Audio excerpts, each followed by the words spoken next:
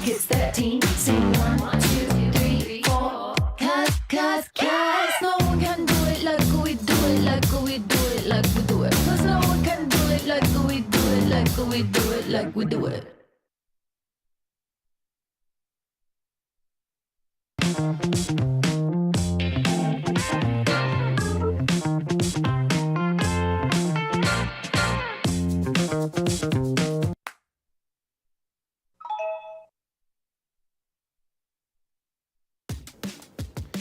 Look who's back testing.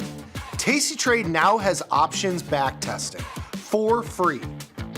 Test your trades with over 10 years of data for the most popular symbols. See how your trades would have performed in the past. Look back at profit and loss and take the guess out of guesswork. Oh, did we mention that it's free? Get back testing at tastytrade. Feel like your wardrobe is missing something? Like style, purpose, and maybe a dancing dog? Can I pet that dog? The new tastytrade and tastylive web store is now live. New merch, bold designs. Did we mention all net proceeds go to one tail at a time? Invest in the real bull market, dogs. Go to tastytrade.threadless.com. Grab some gear and help some pups. You get merch, they get a home.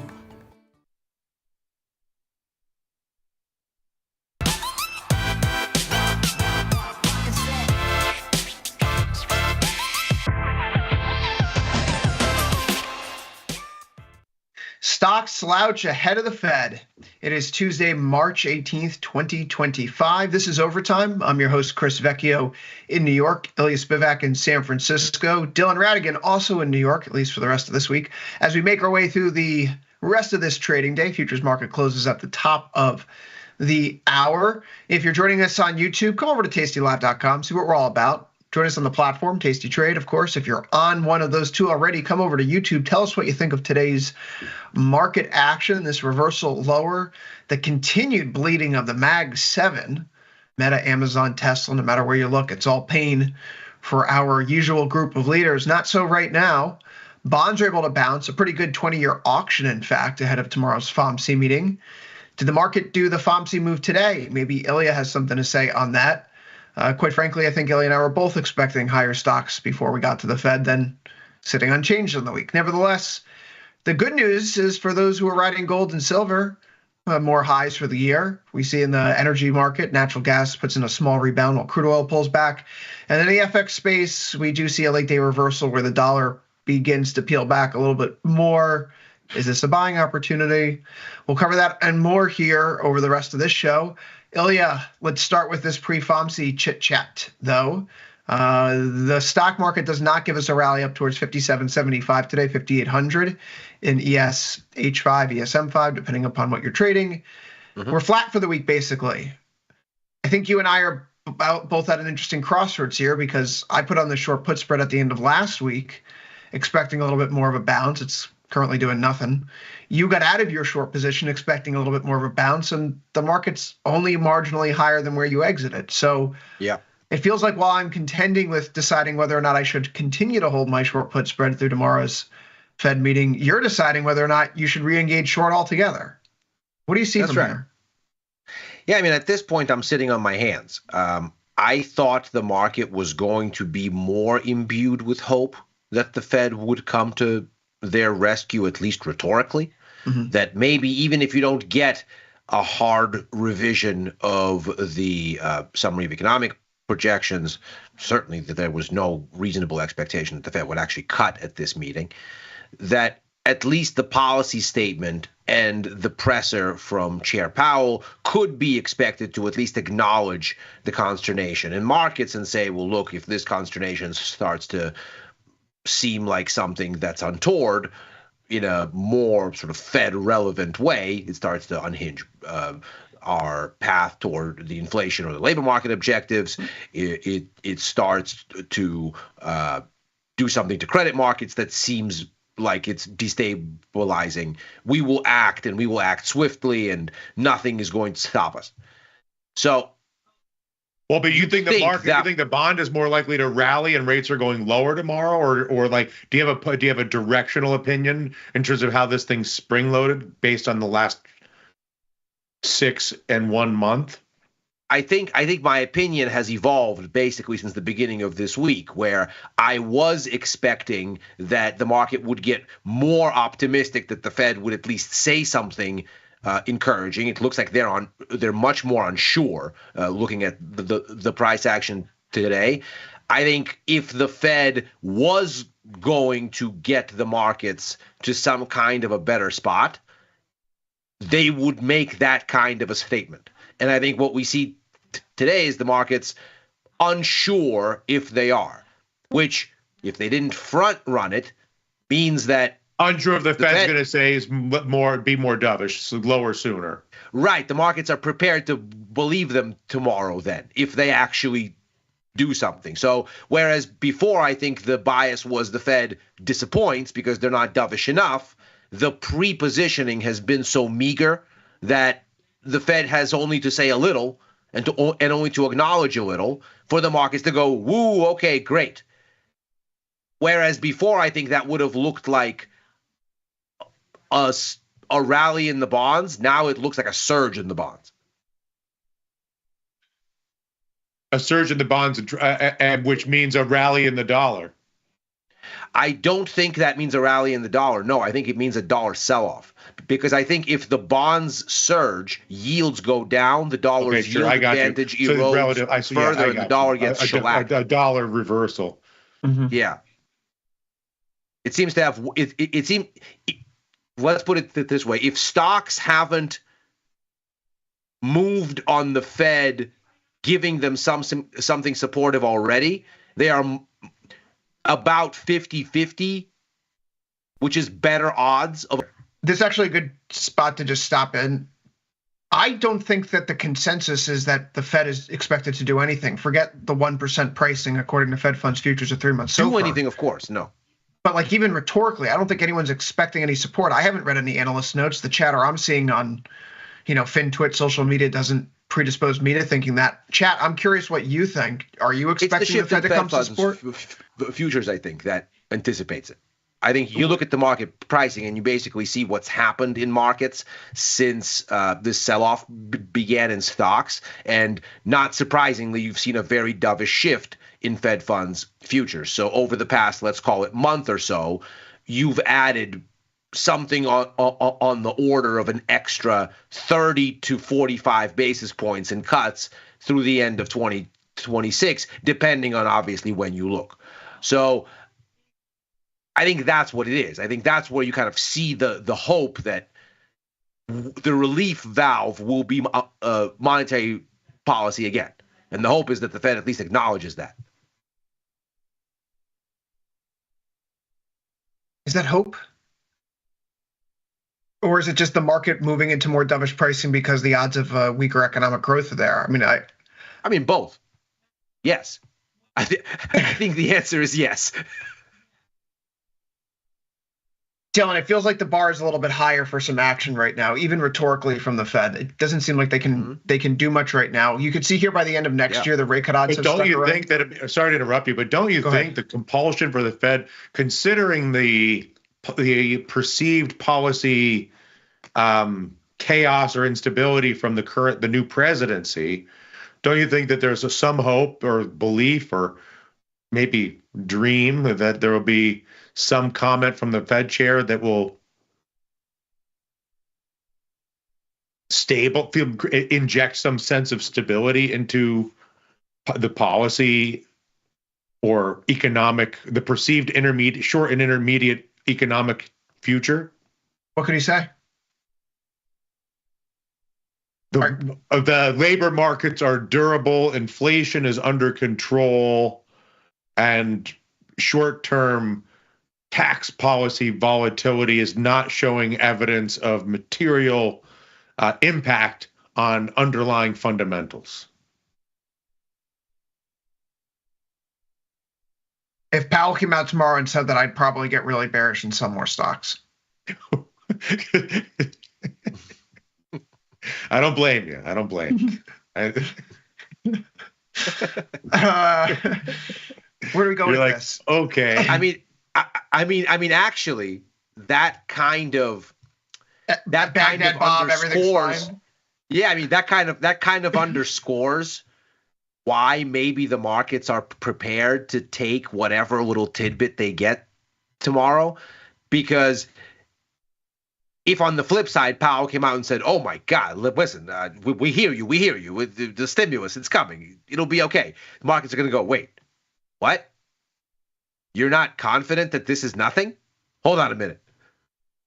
And that would maybe scare them more than if the Fed was just, "Okay, everybody relax. Nobody's in a hurry. We see it, but we don't think it's a thing." That could, on some level, be more encouraging if the market is primed to want to believe. Hope is usually a terrible strategy It is. here. It is. Ahead of the It's just a matter of time when you learn that. Ahead of the Fed, and think about this market performance broadly speaking. The S&P's off 1%, just a flash over that. Nasdaq down by 1.57. Your Dow Jones is off by 0.6, and the Russell's off by 0.78. Yesterday, Ilya, when we were talking, the green shoot was XRT was up on the day, Mm-hmm. and that was it. The rest of the sector rotation was pretty crummy when we were looking at it today. Here's the good news: no more confusing signs. Among the sectors that we track here, of the 25, 18 are in the red. Let's look at the top 4 in the red. XLY, consumer discretionary, down 1.78%. SMH, semiconductors, down 1.54%. XLK, technology, down 1.52%. And then cherry on top, XRT retail, down 1.39%. These are all the growth names. These are all the leadership. These are all the things that people buy when they talk about rate cuts amid 3% growth and, the Goldilocks economy. On the other end, what did well today? GDX, gold miners, XOP, oil and gas, XLE. Okay, very defensive commodities based. So yesterday we got a rally when the market was showing poor rotation signs. Today it's even worse. Are the green shoots that appeared at the end of last week, are they already fading, Ilya, from the price action perspective? There doesn't seem to be much to like. There isn't much to like. And I think when you look at all of this, you sort of, again, conclude that the markets were not prepared to embrace the idea that everything will be fine because the Fed will let them out. And so now the speculation is that they don't know, and they're prepared to be as scared as they were when the rally initially started. In other words, they're not prepared to build here yet. They want to actually hear the Fed say the magic words. I think when you look at ES, though, let's take that as an example, and just take a look at the intraday structure. So let's call it a 4-hour chart. I think that line that you have drawn there is incredibly telling. It's exactly the line that I'm looking at. What you see there is this kind of congestive area inside this range where you've gotten stuck before. You don't really make a convincing breakdown here, at least ahead of a Fed meeting. There's not enough in the middle of this chop to say that this has really bottomed. There's not enough to say it has really resumed the down move. It's right where it has been grinding basically since coming into this, whatever this bottoming thing looks like. So I don't think hope is lost that you get a larger rally here. In fact, you could make the argument that this thing starts to look like a kind of cockeyed head and shoulders. And so as you look at it, I don't think you have the conviction to say that whatever bounce might happen here is over and you can readily sell. I don't think you can, with any kind of confidence, say that a larger rally is necessarily coming either. That's what makes this so dicey. I do think that the fact that the markets didn't front run the Fed more convincingly allows them to then rally on whatever generalizations Powell gives them tomorrow more readily. And that maybe gives them the out, perhaps through the end of the week. And maybe we'll see those higher levels. And I would be looking to short from them.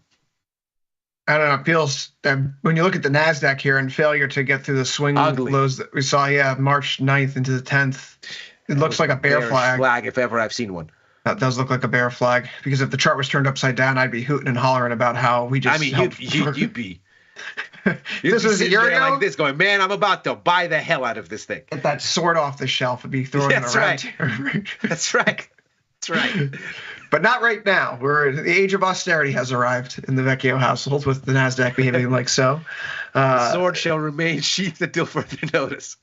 Dylan, we're talking about these Mag 7 names here, one of which that you've been poking around in because the volatility just got so high that, as Tony noted, if you looked at some of the vol out, it's like, the market's pricing in either it going bankrupt or doubling in the next 6 months, which is obviously nuts.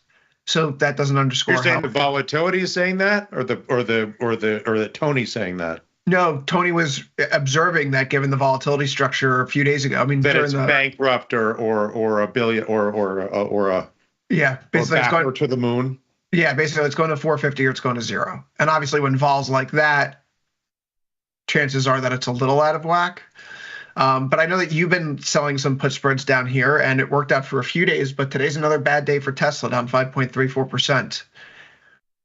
What's the rationale? Is this just simply tasty trade that we saw high vol, or are you concerned that there's just so much of a public zeitgeist around the stock now, to the extent that, like, Musk was tweeting about it today and saying that Tesla has nothing to do with the administration effectively? Like, the people at Tesla who work there shouldn't be punished for anything. They just make cars. Coming out there saying, you're saying the comment because of the car bombings. You're saying, is that what's? Yeah, the car. Yeah, I'm glad you said that too, because I keep seeing these news headlines like fires, like these Teslas caught fire at a dealership in Seattle. It's like, did they catch fire or were they set on fire? And like, it's like individual found dead after being shot in the head. You're right. It's like, yes. Yeah. Right. Yeah, because he was shot, sir. Anyway, so I mean, I'm not. I think Tesla is a good stock to buy. To cut to the end of this discussion, I think that Tesla's in a mess. I think Musk's got it in a mess. I think there's all the reasons that are reasons, but I actually still think not only I think Tesla, I think Nvidia, I think Meta, I think Amazon. I think most of the Mag 7, the only one Apple's the one I'm probably the most cautious on right now. Meta, as you know, is the one I'm consistently the most. Meta and Amazon are the two that I'm the most bullish on. And I think, and Tesla, I think, is more, at the very least, I haven't, selling out of the money puts or put spreads in Tesla does not seem like an insane idea to me. With the stock being where it is and vol being where it is. Just a pure hypothetical. You're a bull in Tesla. What do you want to see more now? Musk taking a step back from the administration, or Tesla finding a new CEO?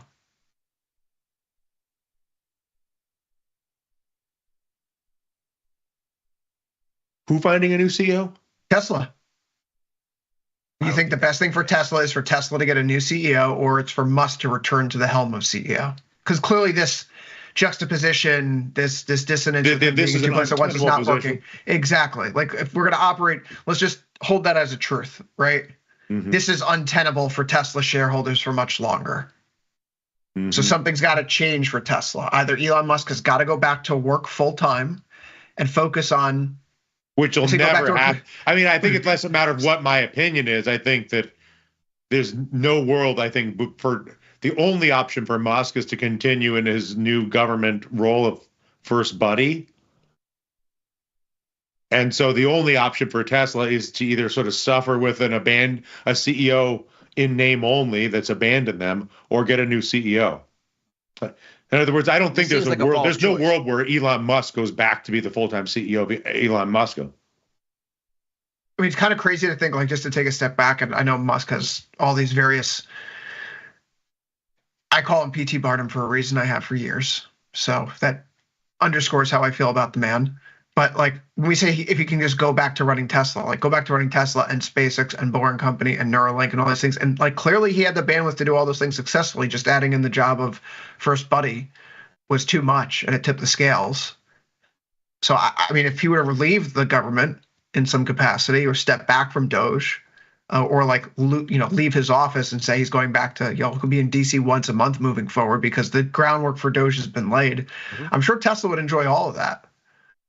But the question is whether or not it actually happens right now, because this feels like an albatross, and that to me is the biggest thing standing in the way of a more substantial rally. There have been some shareholders that have come out in the past 2 or 3 days who have effectively said the same thing. That's why I bring this up, right? When some of Tesla's largest shareholders are saying, like, we need some clarity on direction here. What are your intentions on doing? Is Doge a permanent thing, or is it just a temporary thing? And we can expect to see you back around, the offices sometime soon. And obviously no answer's been given. So this is, it's a unique, it's an idiosyncratic problem. It's not like the Apple sell-off or the Meta sell-off or the Amazon sell-off, Dylan. There is an extra layer here that is difficult to quantify. And quite frankly, if anyone says they know exactly how to model it out, what historical relationship do we have to lean on with an executive this close to an administration for a company so critical to the American technology or rather stock market zeitgeist? I mean, hard pressed to find any other corollaries in history. I mean, you're going back to like Robert Barron's. You're going back to J.P. Morgan, the father and the son. Probably the son even more so than the father. But I think it's in some ways a false choice, because what you're assuming, I think, when you say, well, he has to either leave the government or leave Tesla, is that this is someone who is amenable to market discipline. And I think the answer for Elon Musk, as well as for the administration, is they're not amenable to market discipline. You're hearing from Scott Bessent again today. The economy is healthy. We don't care about the sell-off. This is fine. So, I mean, you see it in Musk's behavior before, where the Twitter thing was obviously a mess, and the acquisition of it, and he was unrepentant. Case after case after case.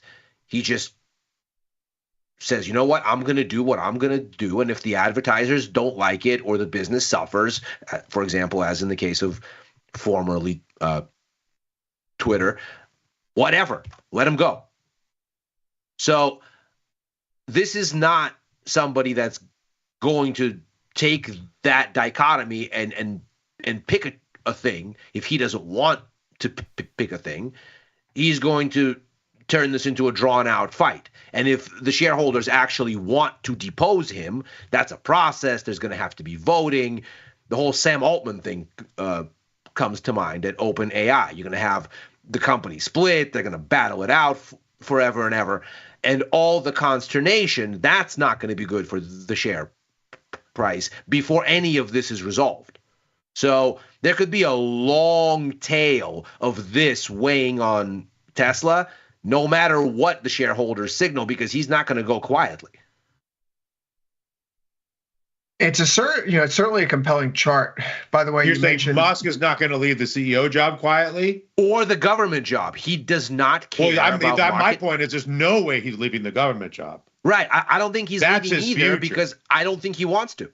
No, And Tesla is market boring discipline for is him. not anything he cares been there, about. done that. All this is boring for him. Like, the new challenge is, the U.S. government is the new company for him. Well, and all the fun is seemingly in juggling all of it to show that can be done. I don't think he's going to let anybody, much less some Tesla shareholders, tell him what to do. But Chris's point is, if this is how it's done, I can run 10 companies into the ground. Sure. I can make you $1 million. Let me start with 10. Yeah. No problem. No problem. But your point is the governance in Tesla makes it purely Musk's decision. I mean, my point is they can do all kinds of things to try to force him, and the market can do all kinds of things to try to essentially push them that way by punishing the stock, but he doesn't care. And so if they try to push him out or the market tries to signal him out, he doesn't care, so he's not going to take the signal. And any kind of let us say, non-amicable departure is going to be a fight. And all of the chaos around that fight is going to hit the stock all along the way. There's got to be a level in which there's a tap out. But I think what makes this also so compelling of a conversation point to me is that if we think that Tesla is a reflection of Musk's personal brand and power, and Musk himself is so closely associated with Doge, and Doge, again, not a comment about whether or not the cuts are good or bad, but Doge has been associated with in the branding of the part of this chaos coming out of the administration, this on again, off again. Are we really cutting something? Are we not? Oh, we just said that we cut $80 billion. Actually, we moved the decimal point. It's by 3 places. It's only $8 million in money that we saved on this contract, right? They constantly had to update the tracker. The point is, Musk stepping away from Doge could also signal that Doge is taking a step back from its more aggressive public-facing shock and awe tactics, which means maybe the market thinks the administration is calming down to a certain degree, right? That some of the chaos that's being injected is coming to an end. So not only does Tesla rebound because you get a full purview of Musk's attention span back on his company, but then you also have stocks rebounding because Doge is winding down. Now, Doge winding down is going to come next July 4th, apparently. That's what the edict says. But it could happen before then. I just think this is such a unique situation. It's hard to look away from because when there is a resolution to this tension, it's going to, I think, lead to a very sharp move in the price. And given the importance of Tesla and XLY and NASDAQ, there are certain dominoes that will result from such a happenstance. Mm-hmm. Yeah. I don't know if there's anything good here today, though, from Musk. No, it's a mean of if anything. somebody like, tries the to fact force that there's him a out, the stock probably has a lot more to lose because the saga will be protracted. If nobody tries to force him out and he continues to neglect the company, the stock will probably move lower. I don't really see this as a reason why the stock should bounce, because the likelihood that he does something that gives this as a reason for the stock to bounce materializes near term. The better bet probably is there's a general improvement in market sentiment and a rising tide lifts all boats. Well, one of the reasons I bring this up, Dylan, you were about, actually, before I go into my thing, you were about to say something? No.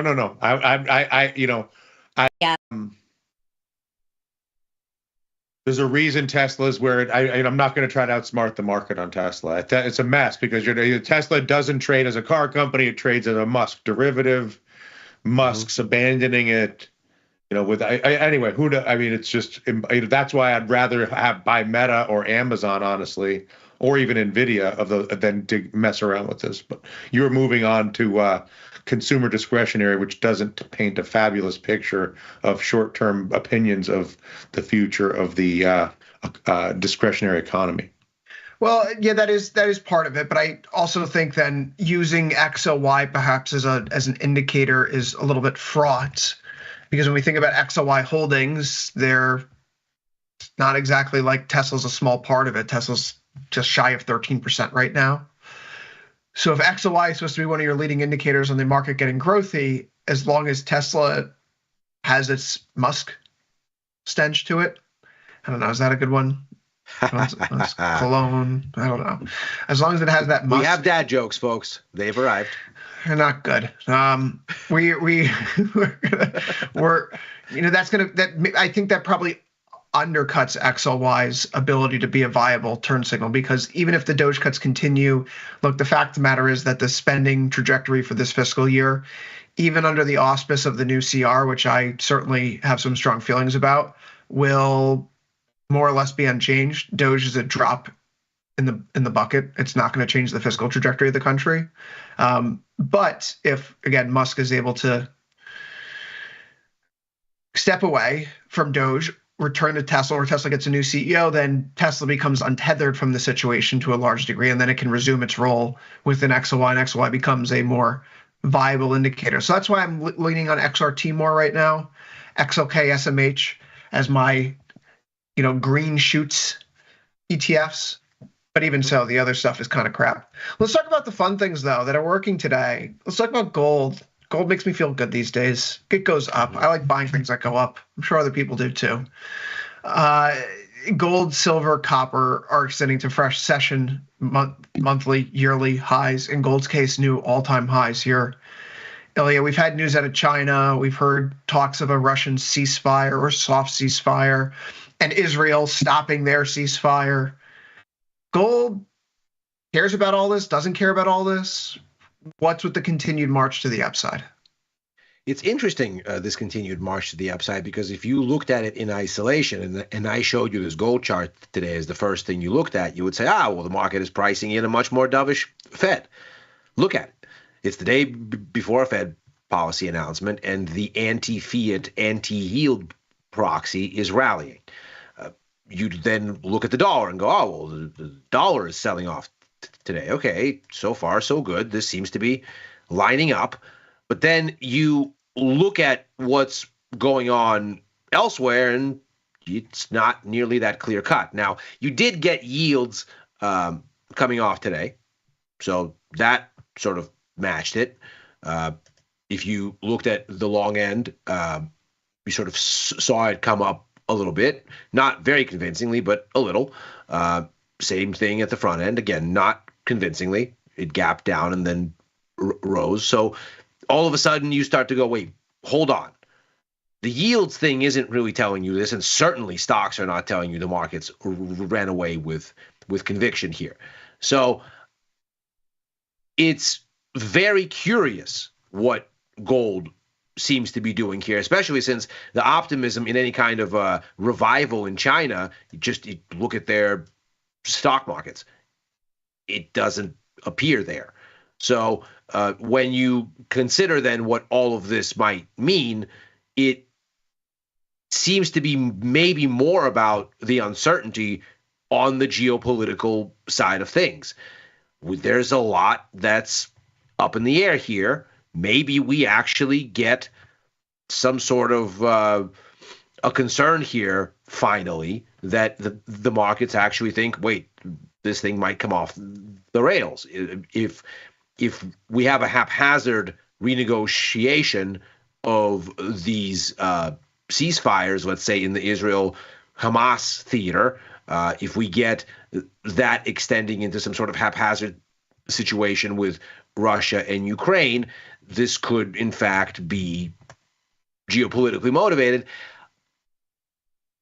I don't think silver is telling you the same story. And so it's a bit interesting here. So for me, I look at gold today and go, well, isn't that momentum strong? Pick your risk-reward conversation. Does it make sense to own something like gold ahead of a Fed meeting where the Fed almost has to acknowledge some degree of market consternation, even if they then bat it down? Yes. Does it make sense to own gold in an environment where the geopolitics of the two conflicts that we have raging are starting to look like maybe their management isn't going to be necessarily good or stable? Yeah, okay, we have that. Does it make sense that the dollar is weaker to then own the anti-fiat currency? Yeah. So it might be not necessarily one thing, but the inconsistency across other markets that gets people to go, well, what's the one thing that has a relationship that's advantageous to all of these things and is rallying? And it's really about that. Just the path of least resistance for capital in this environment might well be going here, which ahead of the Fed tomorrow actually makes this rally a bit dangerous. Because if the Fed comes out and the market chooses to greet it, then gold could well come off.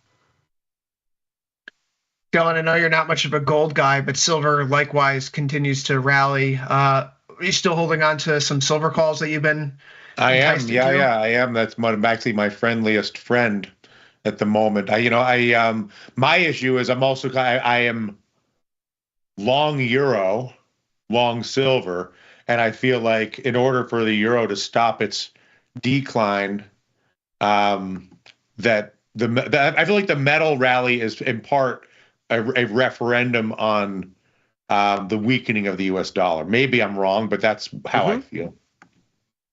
So I feel like, okay, well, even though I'm kind of trading against myself, I guess, because I'm like, okay, in order for the euro to come back around, there's no way silver can keep doing this and the euro can come back around.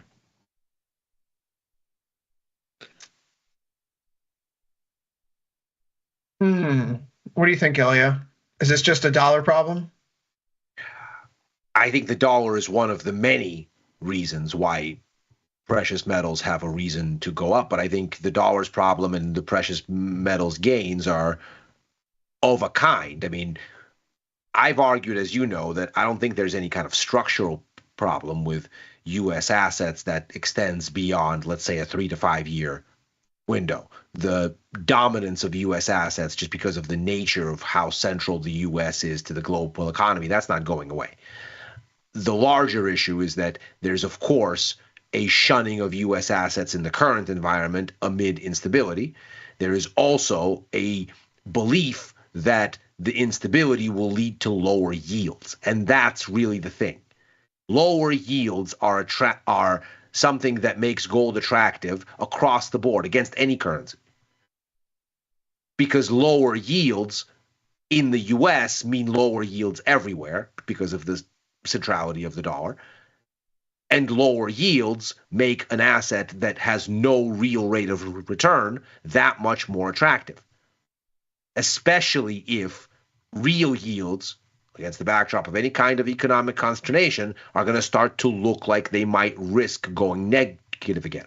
Such as if you suddenly had, let's say, a tariff-induced Fed rate cut cycle because you had, let's say, a stagflationary risk from higher consumer prices, which is what the consumer confidence data from Friday was yelling at everybody about. And at the same time, growth is cooling. You could have a situation in real rates where it makes a whole lot of sense to own something that yields nothing, because that nothing is better than what you get in the nominal space. So why not? This is, in my mind, more so about monetary policy is going to have to try to rescue the world economy from another crisis induced by fiscal, let us say, recklessness. So that's really good for gold and silver then. Yes, I think so. Well, we haven't been proven wrong yet. All right. So if our thesis is correct on the world, then gold and silver will continue to play out in the manner with which I think we thought they would. 30.41 right now in the GCJ5 contract. Silver, $34.65.5. Dylan, assuming that you're going to still ride those silver calls into the Fed meeting tomorrow? No paper hands here? Yeah, for sure. I mean, the thing that's most interesting is sort of where I started with Tom earlier, which is where do you, if you're going to sell volatility before the Fed meeting tomorrow, where are you going to do it? On the assumption that the Fed meeting will trigger some compression and volatility, which I realize is its own meaning. It's not an insubstantial assumption. I sold some vol today in natural gas. Natural gas tends to be completely uncorrelated with anything going on with anything, particularly the Fed. So it's not in the G5, it's in the J5 contract. 38 days to expiration. short the 390, long the 375. So a little short put spread here. If only on the basis that going into tomorrow, the being short some puts or being short put spread here in natural gas, it reduces the beta weighted delta of my portfolio. So going into a Fed meeting, reducing overall risk shouldn't be a bad thing. But moreover, technically, since the turn higher here at the start of February, we've been hugging this 1 month moving average in natural gas. And when we pulled back into it, it's been a nice little stopping point for the market to find its footing once more. So continuing with that, this seemed like a decent place to get some long. It's a 50.9 IVR, right? And if I'm wrong and the 1 month moving average is going to give way, probably going to find out tomorrow just because of how this market's teetering. And if I'm right, then we have a good swing low to work against. But I don't think this is going to be impacted by the Fed whatsoever. And considering I already have positions on in stocks, bonds, metals, that all feels highly correlated as is. Yeah. I mean, I would certainly agree that all of this is about the same story at this point, and how it all shakes out now is basically hinging on a single piece of event risk where the markets will decide not necessarily on the basis of a number, but on the basis of a vibe, because there's no policy changes here. It's all about what signaling comes and how that signaling is interpreted. So all of it is going to move across markets basically around what the vibe is. I think probably the most straightforward part of this is, I dare say, the bond market, because either the market is happy that there's more easing coming, or the market is annoyed and then expects more easing to come. It's so interesting how bonds and oil are setting up right now, where you see bonds scooping up against that 1 month moving average, the former swing high in that 116.5 region. You go back over to oil, and here we are struggling to climb back through the swing lows that we had in December up against that 1 month moving average. This move in oil today, by the way, we move above yesterday's high. We close below yesterday's low. We do so after failing at the 1 month and moving back below the 1 week, all in one fell swoop. This feels like a local top right now. And it's a 31.7 IVR in crude. Okay, that's not like the most enticing thing in the world, but we had some really interesting headlines today. Forget what's happening in Russia, Ukraine, what's happening in Israel with Gaza, okay? The data this morning was not good. Canadian inflation higher than expected month over month, year over year. U.S. import prices higher than expected. U.S. export prices higher than expected. Signs of the trade war are coming through already without the tariffs having been levied in any sort of significant or substantial manner for any extended period of time. And, this is one of those things that, generally speaking, enough people, the people who invest money may have their personal opinions on an institutional scale. By and large, they're directed to do what their research staff tells them to do. So when a bunch of people who are trained in the same theme of economics all agree for whatever rhyme or reason that tariffs are bad and they're probably going to boost inflation and bring down growth, when you start to see the breadcrumbs of tariff-induced inflation showing up in data the first month that the tariffs are essentially put into play, you then extrapolate that to, well, then we're probably going to be having a growth knock-on effect moving forward too. And if that continues, what's an asset that's highly correlated with growth in global GDP?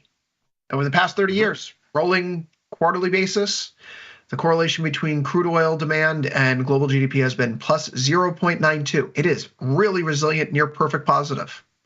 So what do we think is going to happen to crude demand if we're enacting trade barriers that are likely to reduce real GDP output? I think that's one of the takeaways of this market action today. Crude looks ugly. And then you line it up against all the growth names in the stock market that are struggling: XRT, XLY, even with its Tesla asterisk, XLK, SMH. I don't know, guys. I don't know if the Fed could save this thing tomorrow. I don't think the market expects the Fed to save this thing tomorrow, but I don't know if this thing can be saved yet. I might have been too early to get long deltas again in the S&P. I am not convinced, but I am certainly open-minded. I don't have stock exposure here today because I'm not a convinced seller. I'm a convinced seller more generally. I'm a convinced seller of crude oil more generally. But I don't think you have anything on the board here that gets me to say, okay, it's go time. I am not abandoning my long bond exposure. I am not abandoning my short dollar exposure. I think that's the relief valve. In fact, one of the more interesting moves today that we saw was the Australian dollar, which pulled back a little bit after yesterday's rally. This could be an interesting place if you are looking for short dollar exposure. I haven't rolled this part of it yet, and actually, I am maybe looking to do that today. Now that we've had a little bit of a pullback to retest former resistance turned support, this might be a little nibble here that's of interest. Yeah, the Aussie has a really interesting turning point. We touched the 1 week moving average today and bounce off of it, and we look down to that 4-hour time frame. You could see this little gap where we kind of carve out some resistance and support, not just in recent days, but really in recent weeks. Small band. Pip-wise, we're talking about like 35 pips. But that's not nothing poking our head through here. And it's really reminiscent of what copper did a few months ago. When it finally started to break out, you run into former swing levels initially, poke into them, and then make your advance to the upside. So if the Aussie's following that kind of similar path after you break out of a triangle to pull back to a breakout point, obviously a much smaller time scale than what we've seen there in copper, it would still be fairly constructive. And it's really all about that capital flow, where we're seeing people sell the U.S. and get exposure to everything else. The plan is being made to change the relationship with the United States. I mean, Dylan, that to me is the biggest concern out of all this. I know a lot of Americans don't think this is a big deal or who cares, we're America, but other countries are seeing significant responses to what we're doing, how we're behaving, what have you. I think this is perhaps the most interesting story as it pertains to all this. The Canadian tariffs have caused such kerfuffle that Mark Carney, who at the start of February was only seen with a 16% chance of becoming the next Canadian prime minister after the elections, has, as of today, become the front runner in the race, according to Polymarket, which, again, all the more remarkable considering that Polymarket and its user base and the biases that it shows in the pricing, given the academic studies around it, it tends to be a little bit more right-leaning. There's something going on right now. European stocks are up the exact amount right now year to date that the Mag 7 is down. When I checked, it was within like 0.13%. That's pretty darn close. But there's something else going on here right now that I think that we may be missing the boat on here, about American exceptionalism and its role in the capital markets. Do I feel sound crazy? I've said for a long time, Chris, as you know, that I'm a very cheery optimist as far as the sort of longer run trajectory of the U.S. Dominance in global affairs. But I think you've heard me bang on endlessly over the years that the only way you really undo it is if you undo it domestically. That we would have to kill the golden goose ourselves, that there's nobody there who could really challenge U.S. dominance, be it in trade financing, in the financial systems, underpinnings, all of that, unless we did it ourselves. And we're getting a little preview of the market getting concerned that we might do it ourselves. Dylan, do you think that we're losing our American exceptionalism premium in markets? I mean, it's too early to say. We've only been at this for a couple of months. I think we have put our American exceptionalism premium at risk. Yes. Which has alarmed everybody. Then the market has discounted the fact that the American exceptionalism premium has been put at risk. But to say that we have lost it or that we're losing it, in order to lose it, you really need an alternative to emerge. And as always, in the absence of an alternative, you kind of just we all know what happens. And so I would say necessity is the mother of invention. Yeah. And then all of a sudden the dollar's back. It's like all of a sudden everybody wants dollars again. But for sure we've put it at risk, and we're sort of, the foolish thing is you're betting, and my opinion, but the foolish thing is we're betting that the dollar reserve currency and the U.S. military empower us to do anything we want, anytime we want, to anyone we want, any way we want. And on the one level, that's true. But on the other level, the more you abuse that power, the more you incentivize every other nation on earth to organize around that. And that for sure is ongoing. Right. I mean, you talk to every corporation, every multinational, we all the anecdotes. Right. But we haven't lost it.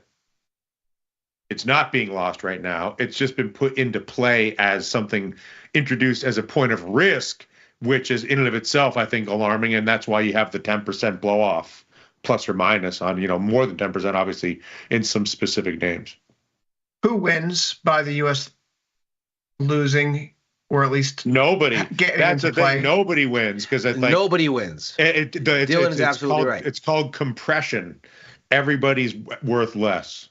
Everybody.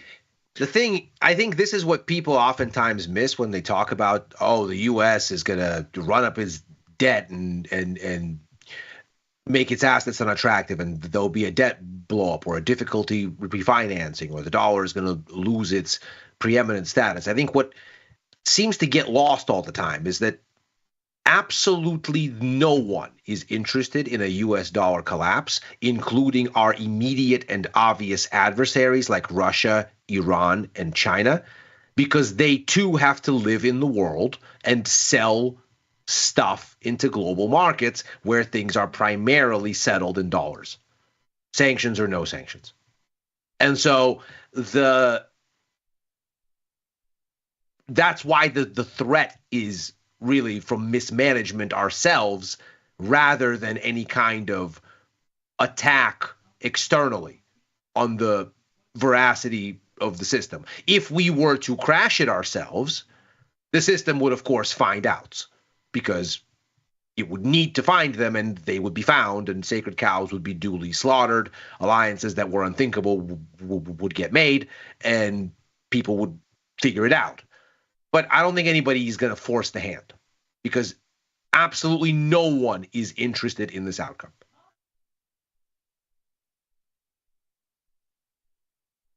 We look at the market action here in the S&P 500 today. I'm looking at the SPX cash index. This is what's so disappointing here. No matter how you slice it, Ilya, I know you have your horizontal line, so I'll give you that around 56.85 in SPX.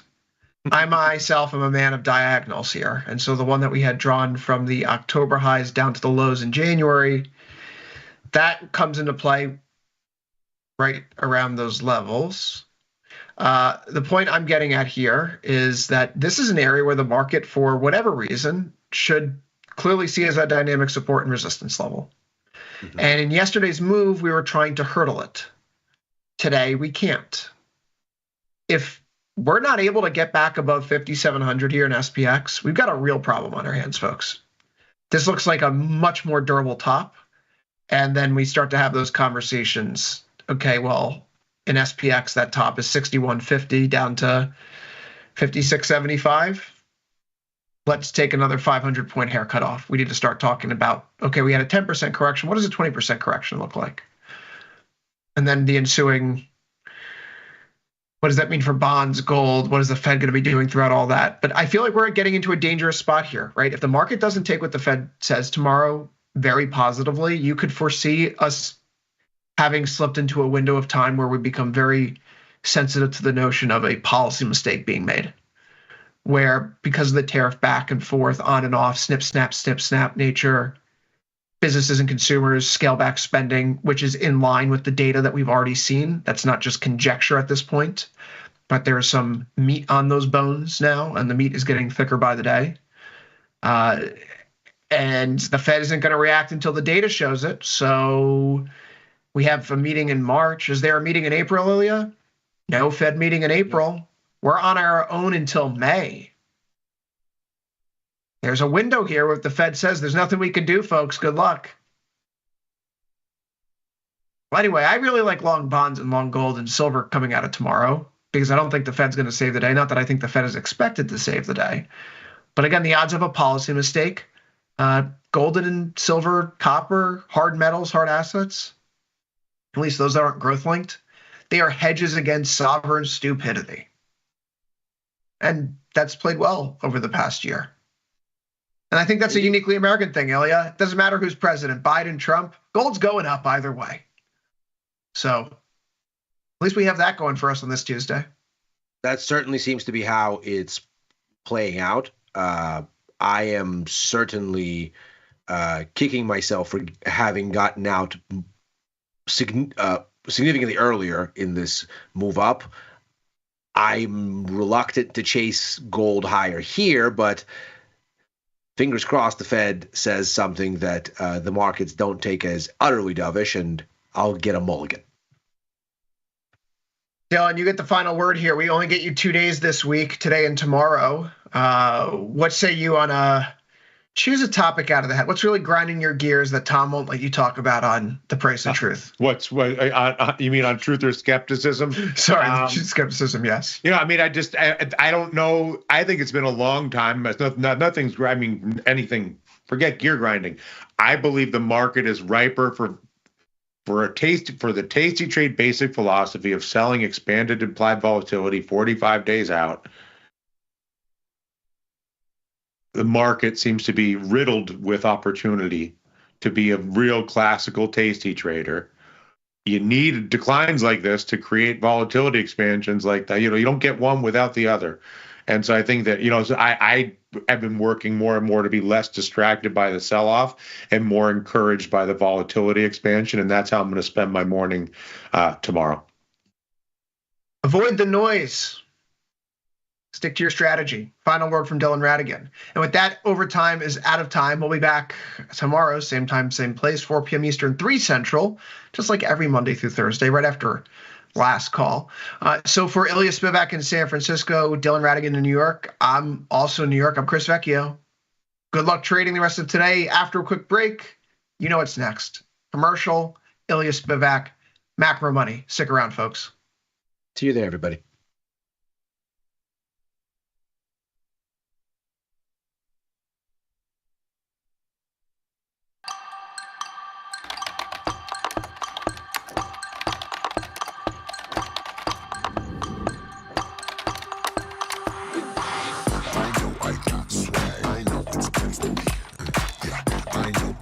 How much does it cost you guys to do simultaneous hair flips? Years of practice.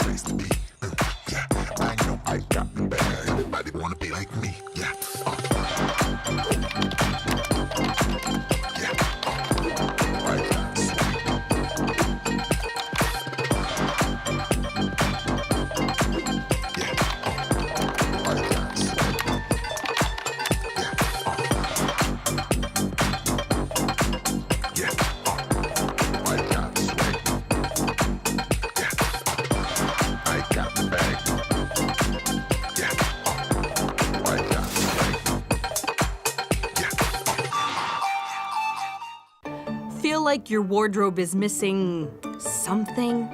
Like style, purpose, and maybe a dancing dog? Can I pet that dog? The new Tasty Trade and tastylive web store is now live. New merch, bold designs. Did we mention all net proceeds go to one tail at a time? Invest in the real bull market, dogs. Go to tastytrade.threadless.com.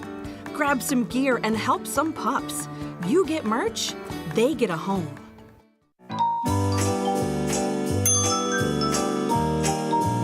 It's the day that when you write dates in the American system of month, day, year, which is a little bit funny, looks like 3.14, which is one of our better approximations. And actually, this year is even better because it's 3.1415.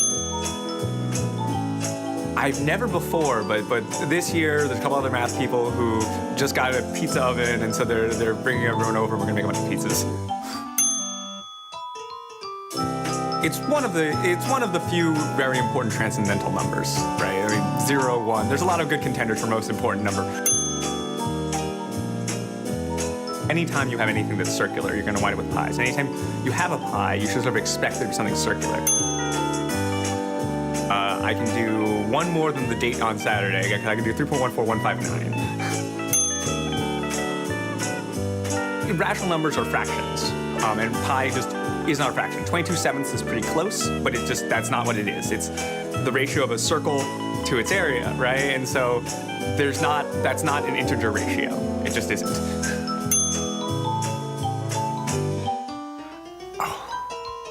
Pumpkin. No, just circles are great. Wolf!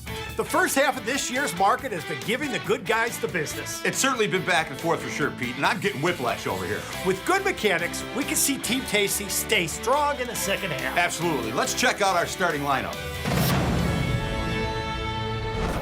Nicky Bat, University of Kansas. Number 20 because that's how many underlines are in my portfolio. Rick Welch, Illinois Institute of Technology. Number 23 because I'm trained 23 hours a day. Dr. Data, Louisiana State University. Number, square root of 1/365, because that's the square root of time for one day, which is multiplied times the stock price, multiplied times the implied volatility, which gets you the projected stock price for one day. I like the looks of that lineup. Well, be mechanical is always better than just trying to run plays and see what sticks, Pete. When you got skin in the game, you stay in the game. That's right. Now get off the couch and get into the game. Watch Tasty Trade.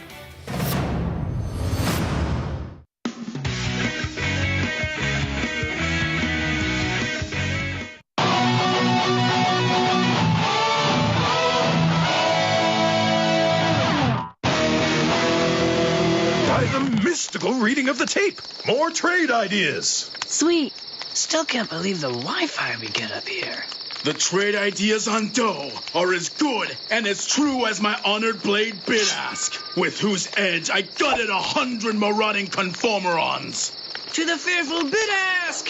With this blade, I pried open the gross, smelly lair of the Hydropons Hilda. I remember that. You were covered in nasty snakes for like over an hour. And don't forget how I used it to stab the snarling maw of the hideous Minotaur Dibitrix, his putrid breath filling my nostrils. But still, even with these thrilling conquests, these victories that have passed into myth across distant lands, I hereby deem the trade ideas on dough even more powerful. Ah! I mean, you probably still need a sword. Yeah. Didn't think that one through.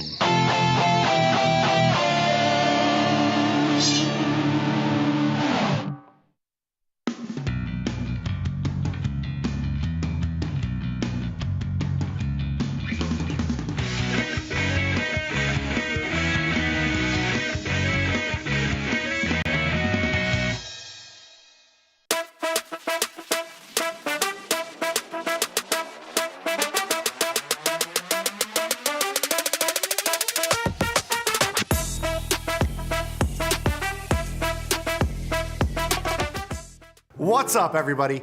Check out my new series, Life Cycle of a Trade, where I show you my real-time trades with insights into strategy selection, adjustment mechanics, all the way to the closing order for all of the tastylive core strategies.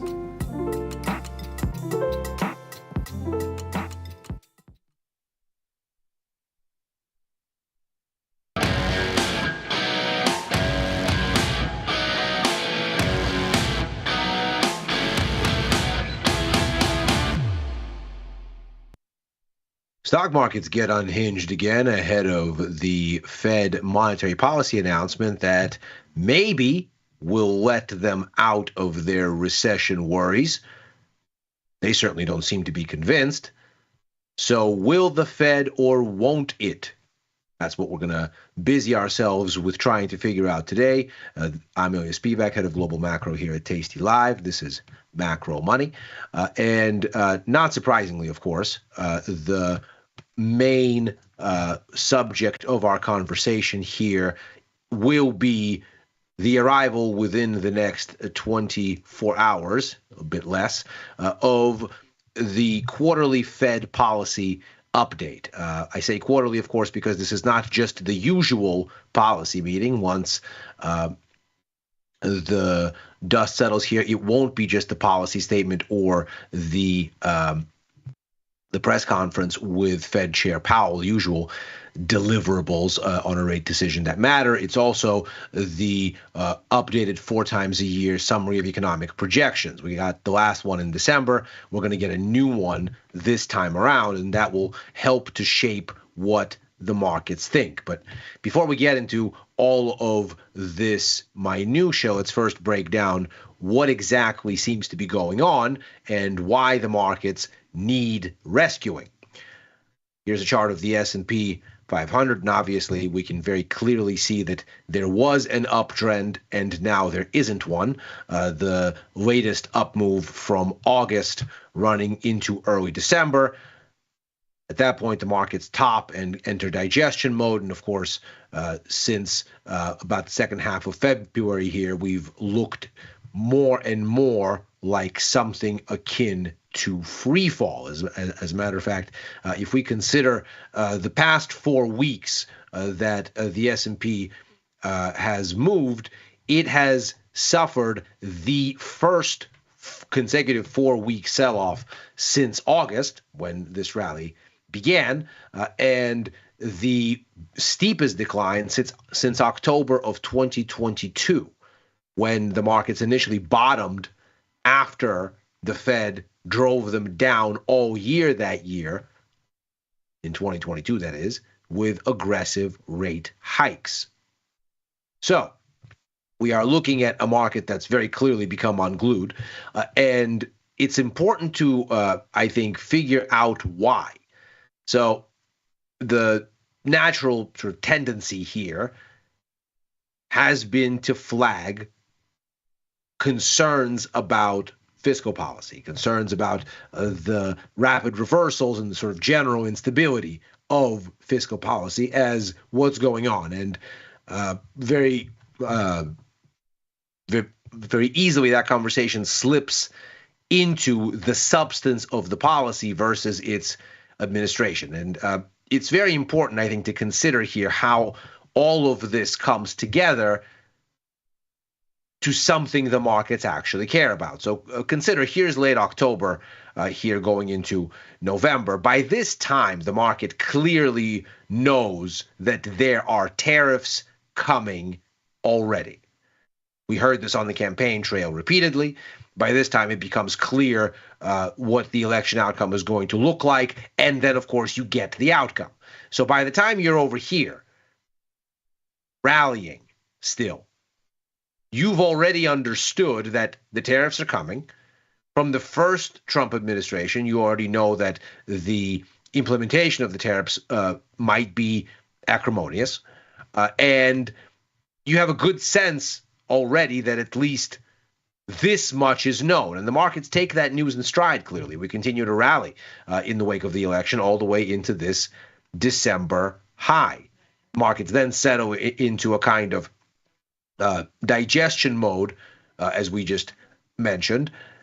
But it takes economic data actually showing you what the implementation of the tariffs is doing to really get the markets out of bed. Consider here, this gap is where the initial tariffs on, tariffs off flip-flop occurs in early February, where initially you get the levies against Canada and Mexico in place, and then in less than 24 hours, they are put on pause because there occur direct negotiations between President Trump and first the president of Mexico, Claude Sheinbaum, and then the then Prime Minister of Canada, Justin Trudeau. He's since been replaced by Mark Carney.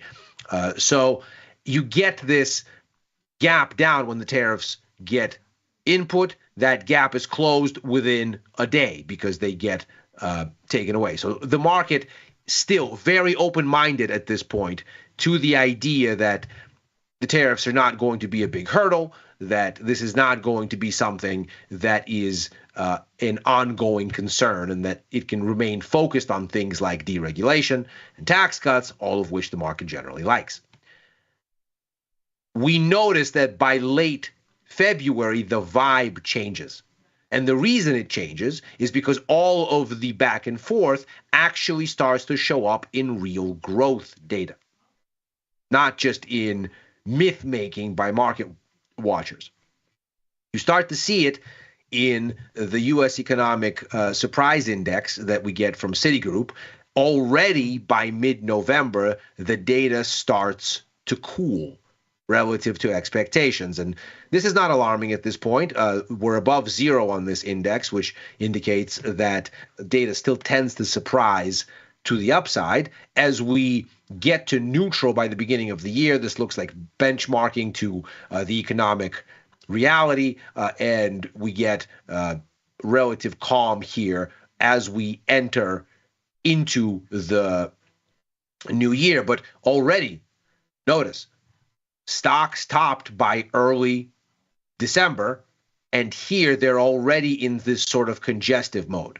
So by the time you get to around here, and this move down starts looking like more than just a pullback, but more like a significant revision of expectations relative to data outcomes, the market already stops rallying. This peak front runs it only by maybe about a week and a half. By the time this move down is discernible, the market says, uh-oh, wait a second. Growth is cooling. Of course, since then, we've seen that the data has continued to underperform. And what happens in late February, most significantly, is it starts showing up in consumer confidence and business confidence. Business confidence is the first to strike. You get a sharp downtick in the U.S. service sector in the January numbers that continues into the February numbers, such that the pace of growth for the service sector has lurched back all the way to the first half, perhaps, of last year, maybe even a little bit earlier. So all of this outperformance in and acceleration in service sector growth gets taken away. Moreover, because the service sector is such a big part of the overall economy, we can see that the composite index follows the service sector down, and that's very easily overwhelming this uptick on the manufacturing side, which in any case S&P Global chalks up to front-running the tariffs, and therefore inherently temporary. But it's really that service sector deterioration, because of course the U.S. mainly imports goods. That the service sector is deteriorating is not a function of a one-off change in prices for goods imports.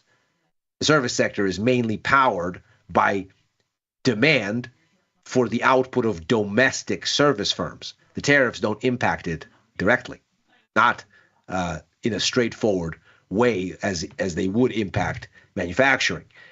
No, instead, what's occurring in the service sector seems to be sentiment-based, where businesses look at the flip-flop approach to policy, and you certainly have some unfavorable optics there, despite the administration attempting to calm people's nerves when, for example, you scramble to rehire federal workers that you just fired, or you scramble to issue waivers on foreign aid recipients that you've just cut off from aid, but decided maybe you don't want to do that after all.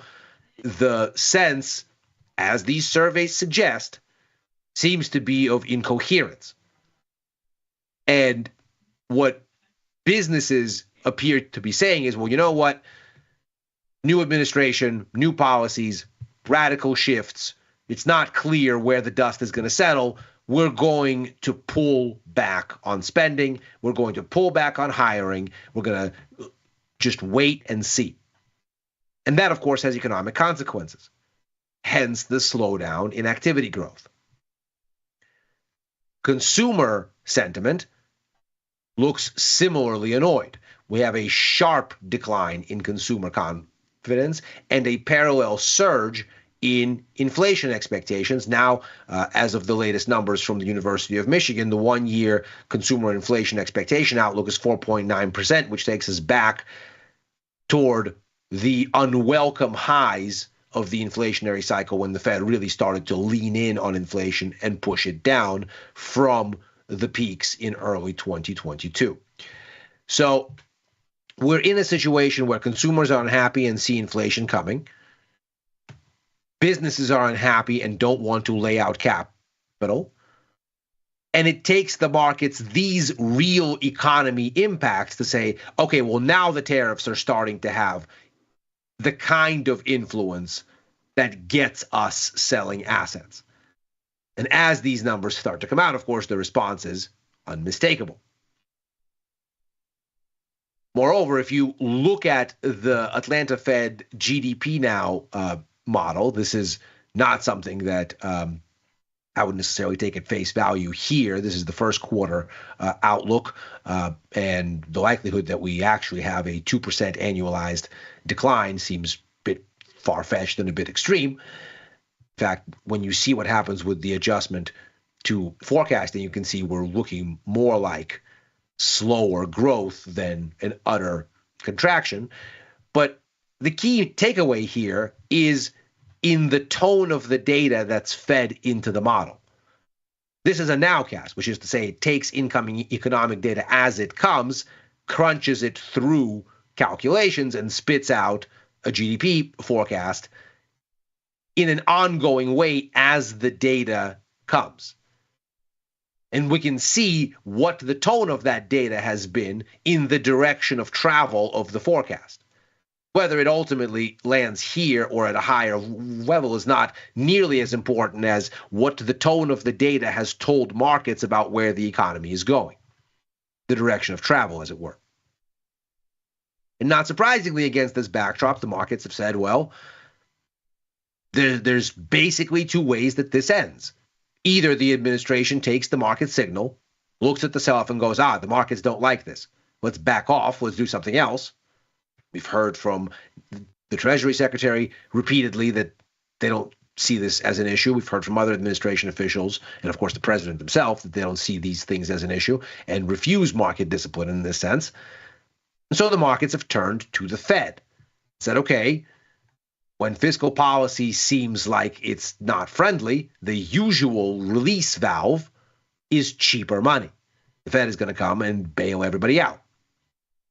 And indeed, we've seen a significantly dovish shift in policy expectations here. We can see in the orange the sum for expectations as they are priced for next year in the yellow, and this year in the green. We can see near-term stimulus expectations are where you get the meat of this adjustment. So the markets really are looking for more stimulus. About a month ago, the consensus was close to 50 basis points over this year and next. Now it's almost double that at 83 basis points. Now, if we actually look at the path going forward, we can see the markets don't expect the Fed to do anything this week. And in fact, we don't actually see a rate cut fully discounted in the markets until we get to July. So if the effective rate, the middle point between the Fed's target rate, the Fed funds range is 4.25 to 4.5. The midpoint is 4.38 currently in markets. And when we take 25 basis points away from that, we land right here.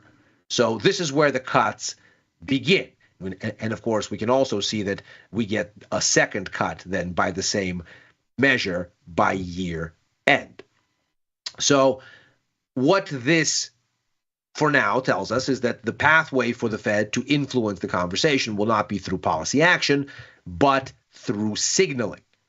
And the biggest piece of the puzzle here, arguably, is what shows up in this summary of economic projections. This is what we saw in December. The markets backed away from an ultra dovish expectation in September.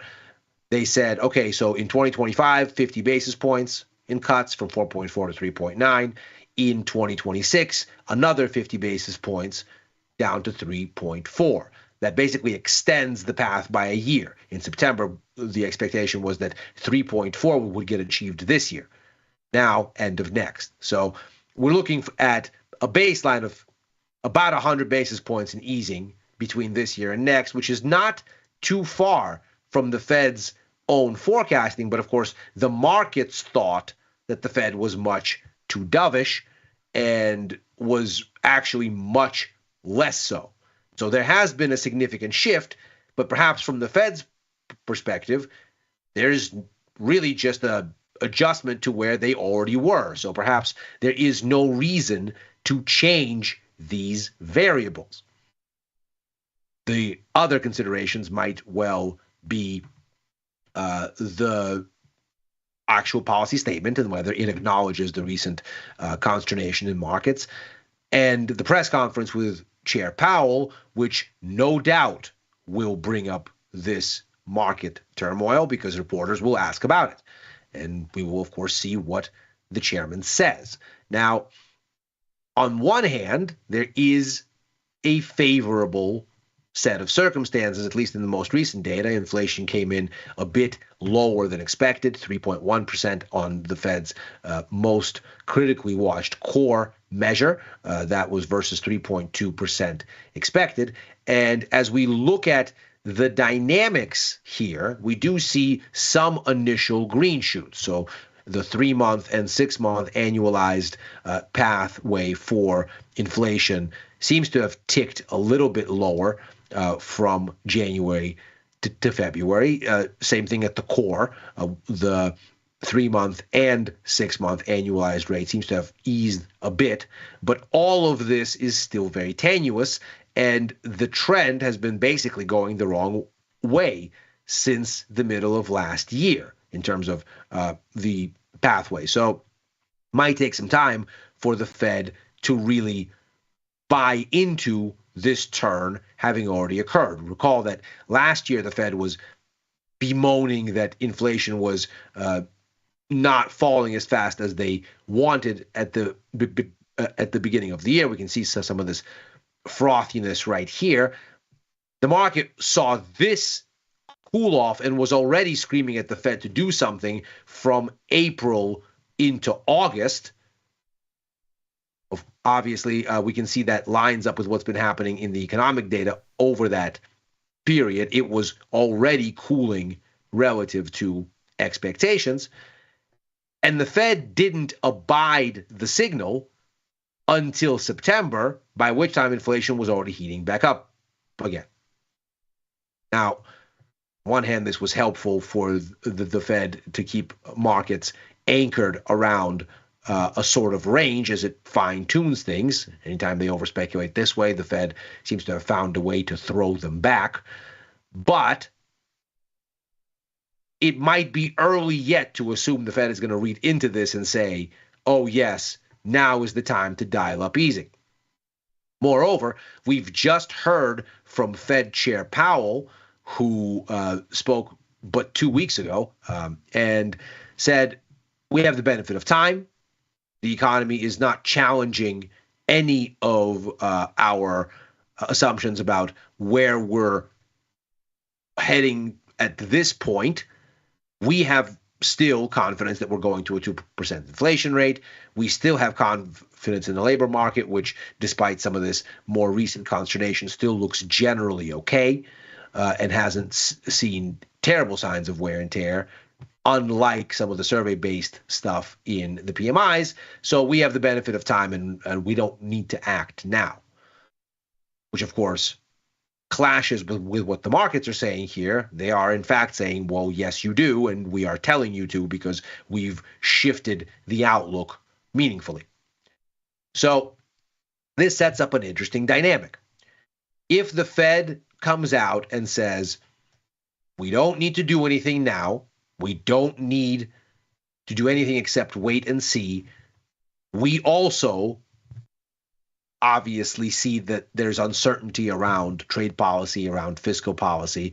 Before we can make heads or tails on that, much as the rest of the watching audience, we'd like to see the dust settle and know more. And right now, there's no reason for us not to wait and not to let that happen. And so maybe what you get is relative stasis here, a relatively neutral message from Chair Powell, and then all of the markets to digest what they think this means. Now, maybe what we've seen from the markets here and their apparent beckoning for policy support, both through Fed funds futures and, of course, through the stock market, a Fed that seems to be taking what's going on in stride and really showing no sense of urgency to act, maybe that gets the markets annoyed. And they say, well, if we're not going to get more policy support, then sell risk, because obviously the Fed is not going to rush in to help us, at least until May. On the flip side, the market might choose to be encouraged and say, well, if the Fed's not worried, why do we need to be?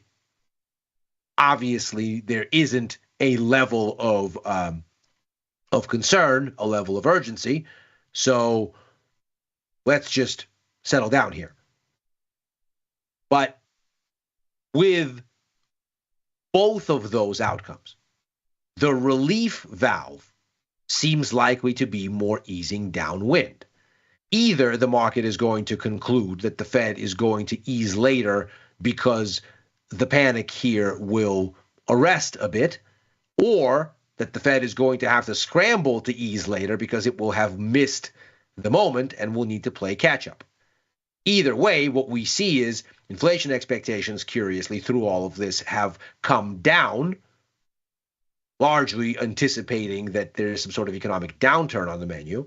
The dollar has fallen, yields have fallen, and of course, bonds have moved up on the flip side. So however this plays for stocks, the one thing that may ultimately look like the path of least resistance regardless seems to be the idea that these moves, the decline in yields and the dollar, are likely to continue. And that is macro money for today. As ever, we are here Monday through Thursday, right after overtime, a show that I co-host with Dylan Radigan and Chris Vecchio, looking at the Wall Street close and where things may go therefrom.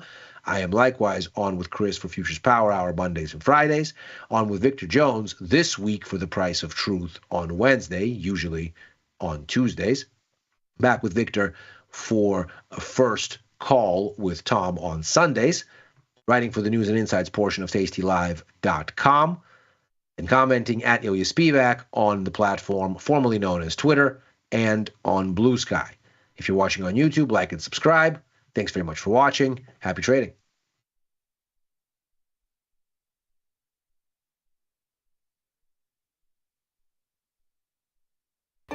Feel like your wardrobe is missing something? Like style, purpose, and maybe a dancing dog? Can I pet that dog? The new Tasty Trade and tastylive web store is now live. New merch, bold designs.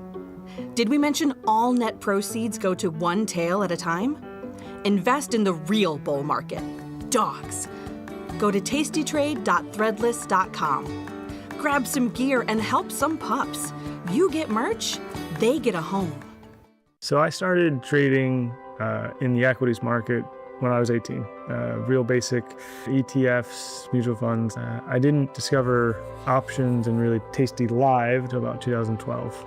It made sense to me from a risk perspective. And so I started trading and never really have looked back. The people you see that's who they are. They're trying to be as open and clear as they can with the trades that they're putting on. Teaching a methodology, like teaching the logic behind things. It is tried, true, and tested. They back it up with research. They share that research. It's not just trust us and do this, which is a very dangerous thing in the financial world.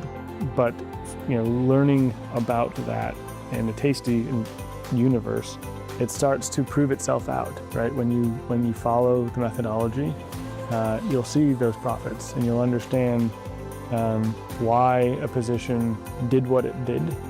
Sometimes the market wins and sometimes you have a 90% winner and you don't know, why don't I do this every day, right? This is easy. But you kind of have to reset that and just go, okay, close the trade and move on to the next one, which is really what Tasty's about. Here's what your buddies mean when they say to catch a falling knife. Ever seen a stock make a huge move lower? And maybe you had the thought, I'm gonna buy that stock. But then it just keeps going down. That's a falling knife. A falling knife is a stock that makes a big move lower and then continues to move lower. The contrarian trader has the idea to go long that stock in the hopes for a bounce, catching that falling knife. But you gotta be careful trying to catch those falling knives.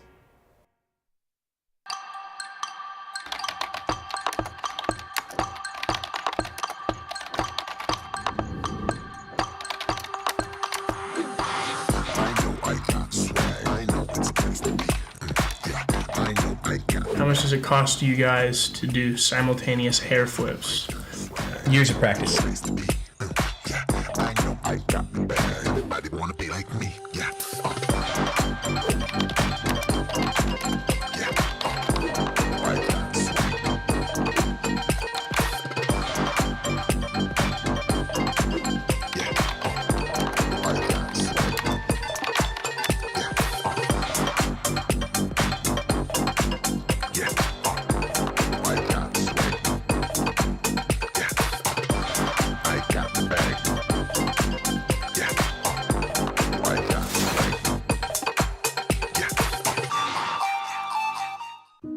Dear Karen, thank you so much for the relationship advice. Of course, since you met your husband in high school, I should obviously just go back to high school. Can't wait to win the Nobel Prize for my development of a time machine. Signed, Regina. Sometimes it feels good to get smart. Get even smarter with live trading insights and some live taunting. You're mistaking me for someone who cares. From the smart mouths at tastylive.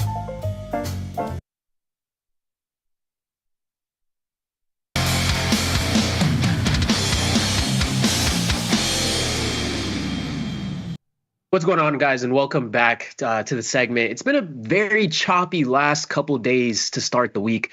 We got FOMC tomorrow, but we'll get into all of that. Gus, how we doing today, brother? Yeah, definitely ugly market. I'm doing well though. I got basketball fever. I must tell you, it's getting progressively harder to focus. I don't know if you know, I'm headed up to Denver, your old stomping grounds. Oh, no way. Yeah, on Thursday to catch the first round. Watch my Texas A&M Aggies. So, looking forward to that.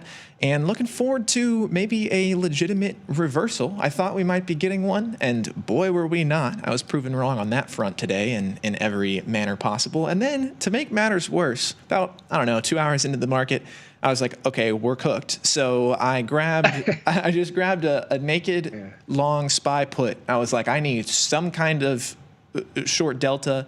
I'm throwing this on. And that was like the only hour of the day that went green, and I got stopped out. So I couldn't win today. I hear you completely. Kind of been the same story the last couple of days on my end, but also that's exciting heading out to Denver. They're playing the Buffs or Colorado State. No, it's March Madness. We're playing Yale. You guys are playing Yale. Yeah. We have Yale, and then it's like 4 games in one day on that first day. So it'll be awesome. Big full day of basketball. I'm gonna be very familiar with Ball Arena. I'll tell you what. Yeah. I'm curious. You a snowboarder or skier at all? I used to snowboard. Are you familiar with Colorado? I used to snowboard when I was young. I would probably hurt myself if I tried these days. It's been easily. You're acting like you're 30 or something, though. You're acting like you're 40 or. Oh yeah, but 50. it's like I don't know. Snowboarding is not like riding a bike. I don't think I do. I do think you can lose your touch there. But I don't know. We have Friday off, so we are looking for activities Friday. If you wanna give me anything, I would be open to it. No, yeah, I hear you. We'll see what we get. It's been a little while. Again, I was about an hour south of Denver, but nonetheless, still really familiar with Denver. But choppy markets, March Madness is exciting. I think I watched the last game that I watched was, I think it was Sunday when he had the lane violation and they were like down by 1 and they're shooting the free throws and the game just ended. I was like, that's tragic. Yeah, that Duke UNC game. Yeah, that was a really good one. I thought it was going to be an upset. But no, markets have been extremely choppy. We have FOMC tomorrow, so I'm really going to be looking forward to that. Maybe we finally get some direction in the market. We could just jump right in. But I hope everybody else has had a good trading day. Anybody else in chat? But I'm going to go here and pull up the NASDAQ market so we can check out all the shenanigans that we've had over the last couple of days. I'm going to go over here to the 5-minute. It'll give us a little bit better of a perspective on what we've had all day. I mean, when you see a barcode, something's wrong. Like, it's true. We got a barcode today. I mean, just chopping around. We had the initial sell-off out of the morning, and then we pretty much went nowhere. And then if we go ahead and check out yesterday, it's a bear flag. Pretty much the same story. Yeah, 100%. I mean, we did get that afternoon rally yesterday, and then we sold all the way back off this morning, and then pretty much did the same thing. But it's been really choppy. I know some of the positions that I have on right here, Gus. I think it's to my favor that I'm a little colorblind, but we got Meta. We have a little bit more time on Meta. We have about a week left before we manage. That's 30 days left to expiration, April 17th. We have QQQ, sold another out of the money put spread on QQQ. That expires April 17th as well. So we'll manage that one in about 9 days, about a week and a half. Tesla, this one's going the best so far, Gus. So I want you to go ahead and send over your no trade list or whatever, so I can trade a little bit more of those. But I do have a little bit more time on Tesla. Tesla's still been taking an absolute beating. So that $200 point on Tesla does not seem too far-fetched. And I know you kind of mentioned that too last time we touched on Tesla. But those are the three main positions right now. Interesting. Yeah, I'll tell you, pretty much the only other stock that's firmly on the no trade list at this time is Delta Airlines. So if you want to get long or short on that company that's flipping planes over, go for it. What was that ticker for Delta again? I haven't been looking at the airlines with all the DAL, right? I know all the airlines fiasco. You're not afraid of flights, or what are your thoughts on the whole industry? I think it's like availability bias. I think we're fine. I think if you looked at the macro statistics, that commercial crashes probably aren't up, and it's just the media is harping on it right now, and everybody's more astutely aware than usual. Maybe we've talked about it before, but I mean, I feel like, obviously a plane flips over on the runway, a door blows out. We're going to hear about those things. But then there's also all these other little things. It's like, reporting on airplane crashes is like the main way to get clicks these days, I guess. So now everyone's freaking out because some private pilot flew into a mountain with 4 people on the plane. And that's a tragedy. I don't mean to downplay that at all, but that doesn't necessarily reflect the broader commercial aviation space, I don't think.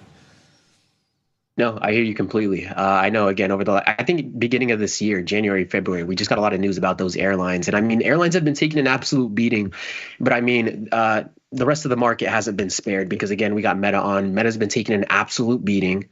I mean, the overall market, right? SPY, S&P 500 taking an absolute beating. We got QQQ taking a beating. I mean, most of these underlines are taking a beating. It's almost like we're heading into correction territory.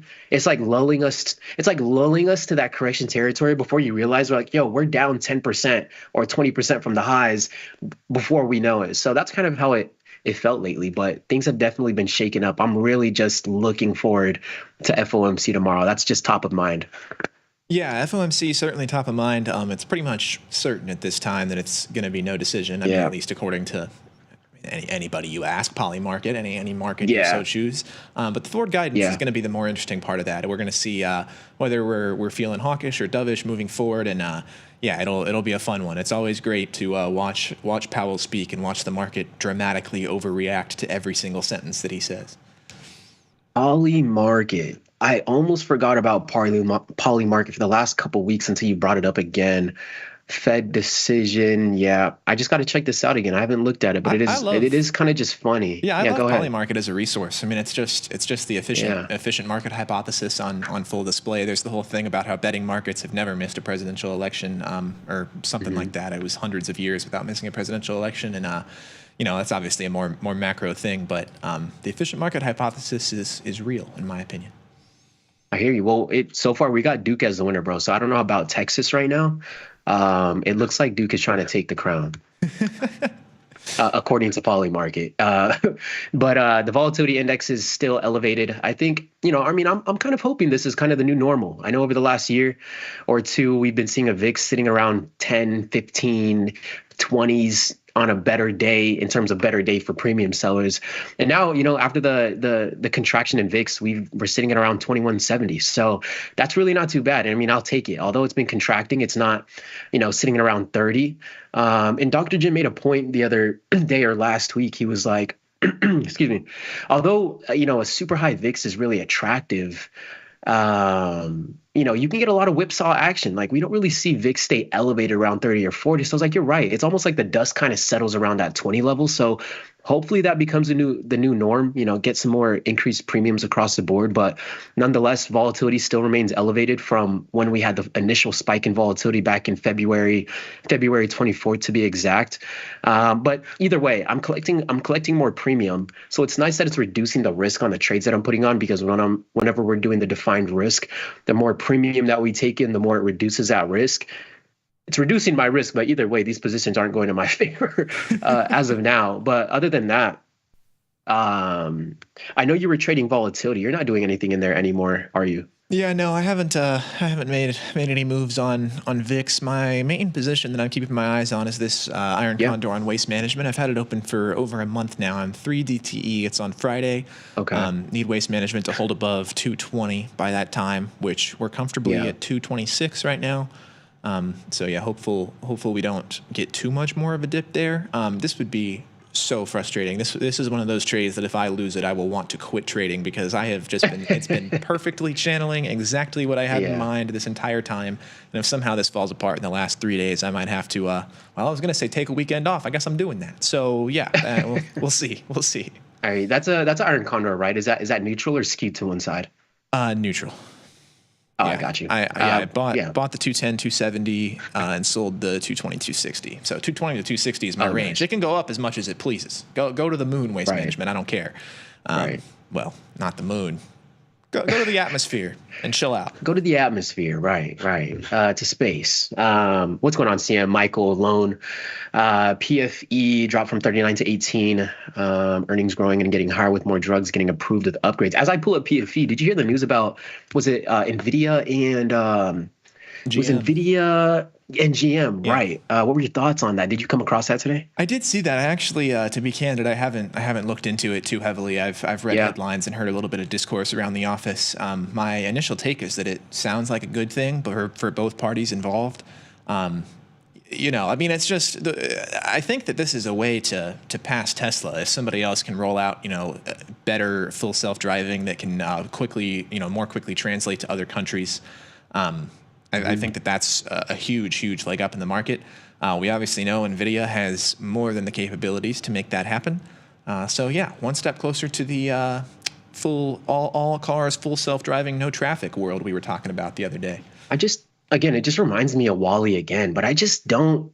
I feel the skepticism. Number one, cost. It's like self-driving car, that's going to come with an increased premium, which is going to immediately take longer for it to be adopted by the masses. Like, that's the first thing that I think about. And then number two, the skepticism around the industry. I know we brought it up again with the robo-taxi, everything that Tesla's trying to do, but I think that one's going to be almost more, I think people are going to be more skeptical about self-driving vehicles than they will be about putting the credit card online to pay for something online when the internet first rolled around.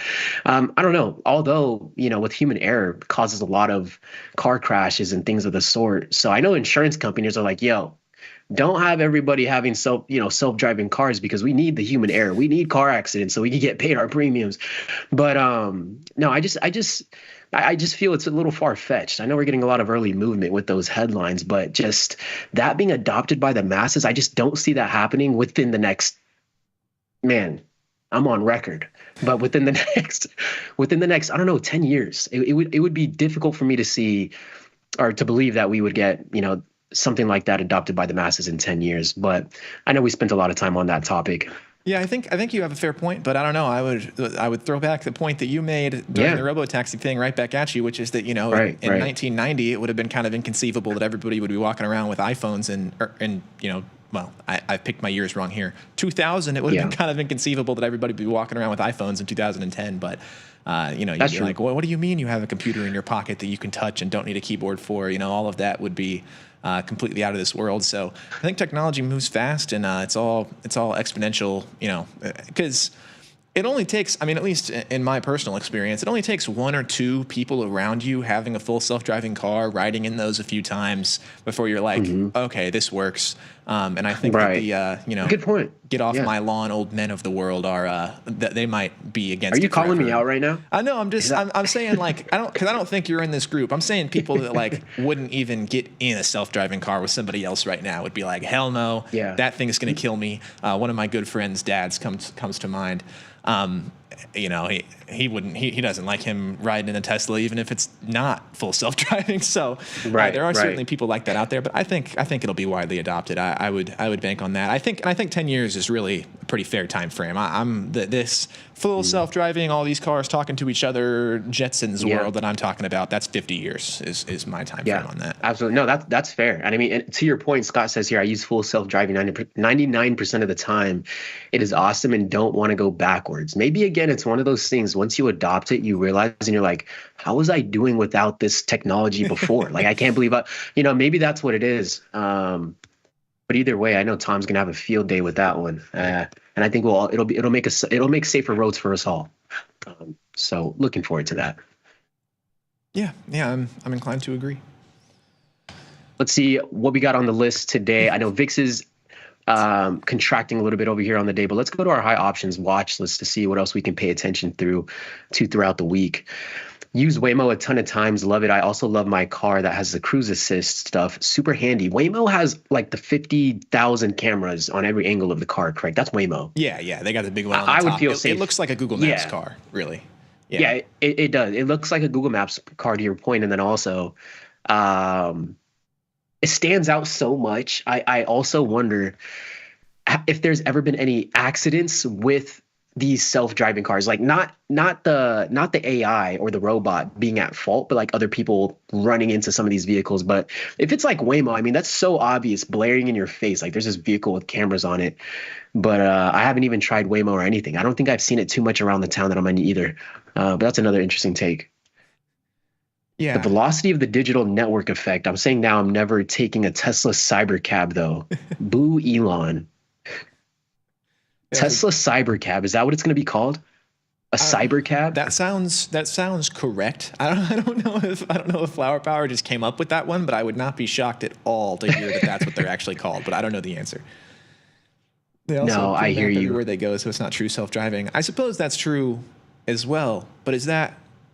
But wouldn't you always have to pre-map where you're going with self-driving though? I mean, it's not like you couldn't just be like, all right, car, I'll tell you when to take a left. I don't know. Yeah. Can you? I don't know. Somebody tell me. I don't have that much experience in this regard.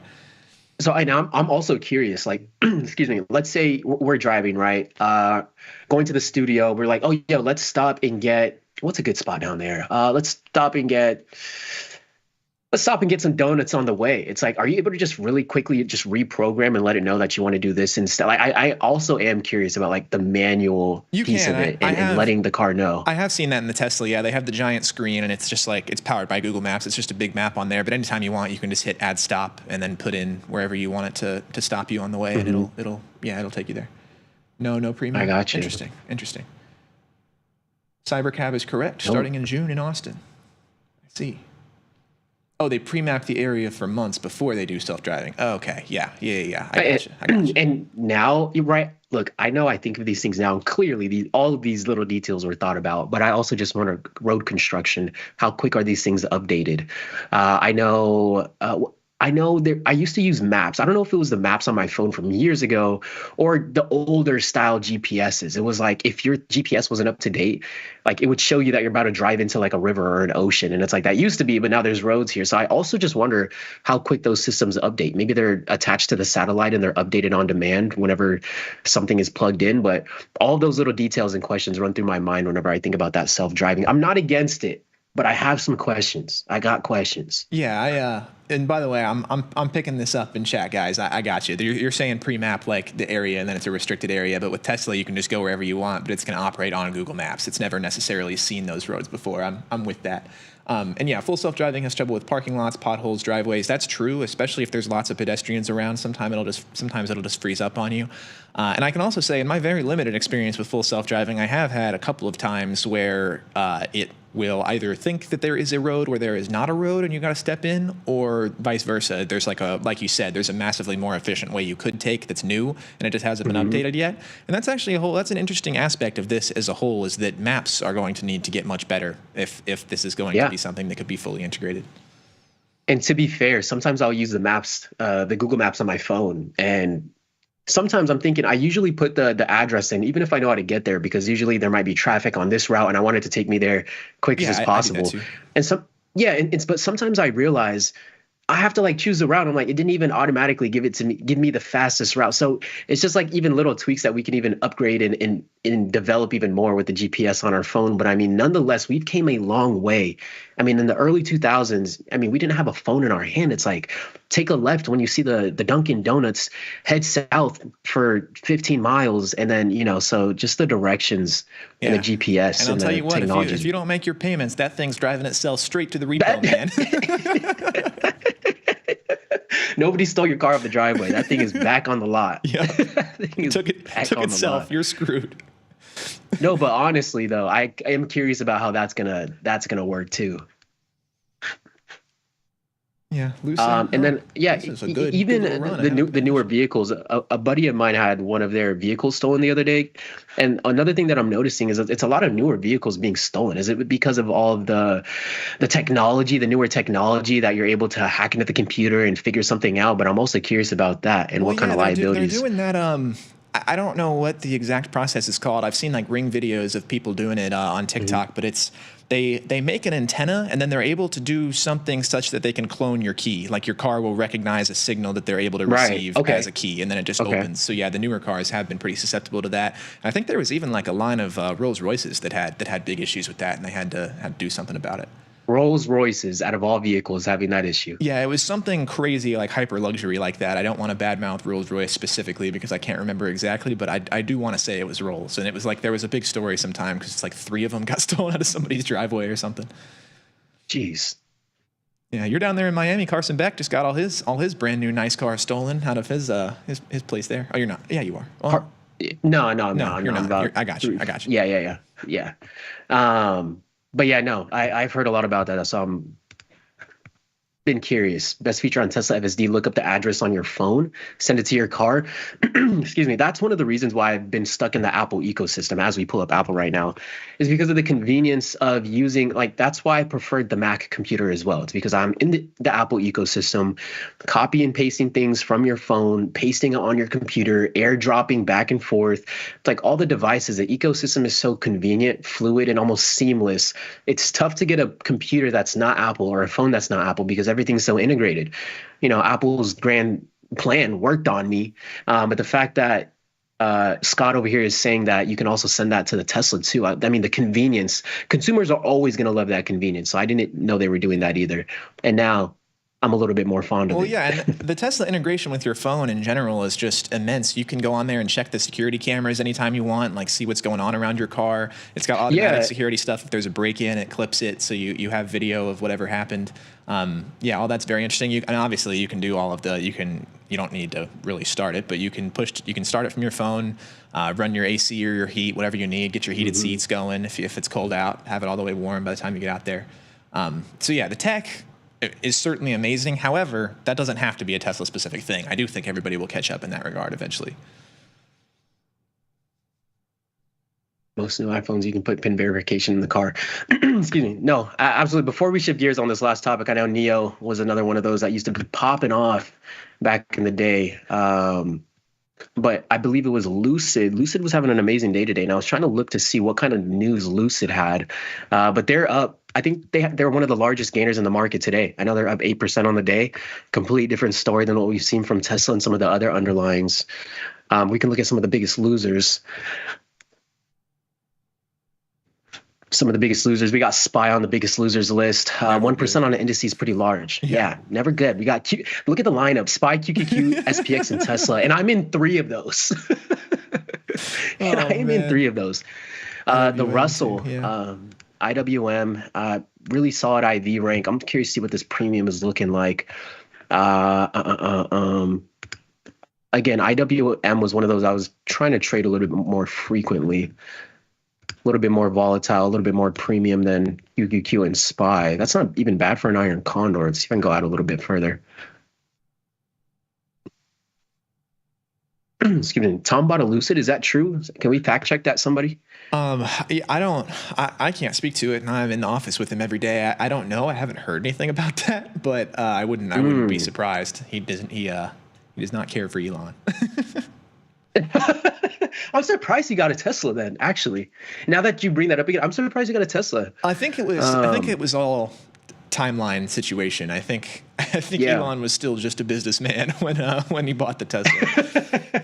You're right. Not only is technology adapting very quickly, but the climate of which we're in is evolving very rapidly as well. But Lucid, heard a lot of good things about Lucid. Seen those vehicles around a lot more frequently. Really, the Lucid trucks. I forget what their whole lineup is that they have, but those trucks are a little bit more popular. I've seen the sedans. That's like what I'll see if I really. If I see I don't one. think I've seen the. They're clean looking. Yeah. I like them. I mean, I would kind of group that with Polestar. Like I really like the look of the Polestars. I'm sure they're very nice. They're just not prominent enough. But as they start to carve out more market share, I'm sure that their growth will be exponential as well. I mean, they're expensive too. I think they're around 80 to 100 for a lot of those, like the Rivian trucks. And Rivian. That's what I wanted to pull up. Rivian, but I hear here in chat, JP Morgan had an upgrade on Lucid for a little bit of that rally that we've seen today. Rivian is another is one of those other ones that I've seen driving around a little bit more frequently too. They're clean, they're nice. I think it's very easy to spot an electric vehicle. They just got that look, that futuristic. You made a good point. It's really funny. Like they all do manage to just look like they're out of the future, and I don't know how that happens or why other companies aren't catching up. I mean, it's definitely on purpose. Yeah, of course, but I don't know why. Like, Toyota doesn't make the new Camry look like that. Like I don't understand. It's a very distinct look to the EVs. Even like the F-150 Lightning has a distinct look from an F-150. Is that the F-150 Lightning you just mentioned? Is that the electric vehicle for the Ford trucks? Yeah. Okay. No. Yeah. Completely. Well, what was I going to say? Just lost my train of thought. Sorry, I took your point away. Yeah, Ben's got it. No, you're thieves use transponders to get the signal from the key fob in your house and then send it to the car. That's how it works. That's why the newer cars. Ben's like, don't ask me how I know that. No, I've definitely seen it like explained before. It's actually it's crazy in the age of social media. Everybody's just like, here's how to do this crime. Even if it's accidental, even if they're like, oh yeah, thieves are doing this and we're reporting on it. It's like, okay, well you just gave me the blueprint. Like, what are we talking about? Yeah, there's like. Let me save that just in case it happens to me, just for educational purposes. No, but we are coming to a close here. We'll see what we get tomorrow, man. I know, again, Monday, Tuesday was very look, I look forward to the market weeks. I really do. And when I open up the computer Monday, Tuesday, I'm like, what is going on? But again, we got FOMC Wednesday, so it's not so much of a shocker or surprise, but hopefully we get some better action in the market. Anything else to add before we head out, Gus? Yeah, I know. I saw a comment way earlier that said the FOMC forward guidance is going to be wait and see, and I agree with that. I think that's what will happen. I'm kind of expecting a nothing burger, and it'll be interesting to see how the market chooses to react to that nothing burger. So we'll see. We'll see what we get. That's going to wrap it up for today's segment. Thanks for taking the time to hang out with us, Gus, brother. We'll see what we get. I'm cheering on Texas for you this weekend, so hopefully I see you in some of the stands when I'm watching it on the TV. Don't get it twisted. Don't get it twisted. We ain't no Longhorns around these parts. Get specific. Yeah, leave no room for confusion. Yeah. No, but that's going to wrap it up for today's segment, and we'll catch you guys next time. Peace.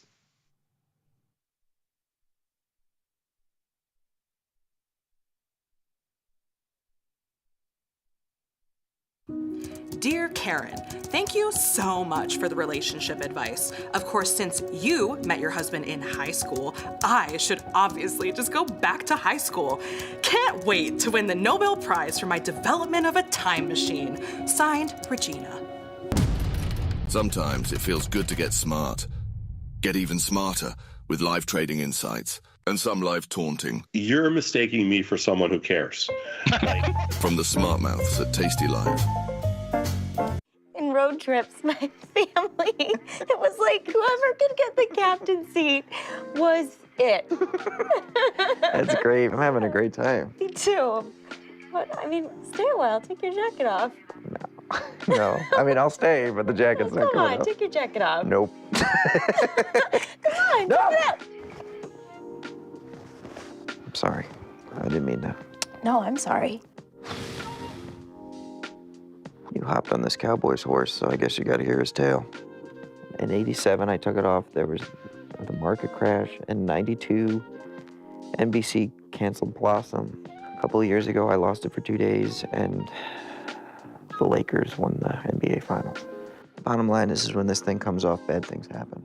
You've got to take it off sometimes. I mean, Never do. how do you shower? And the jacket's kind of gotten used to it. In fact, every few days it needs it. No matter what, you keep it on. I can take my shirt off if you want, but I'm not taking the jacket off. I just don't know if that's something that I could deal with. It'll be like a teal tornado. Just endlessly washing up on your short. I mean, This is moving so fast, and I like it. Yeah.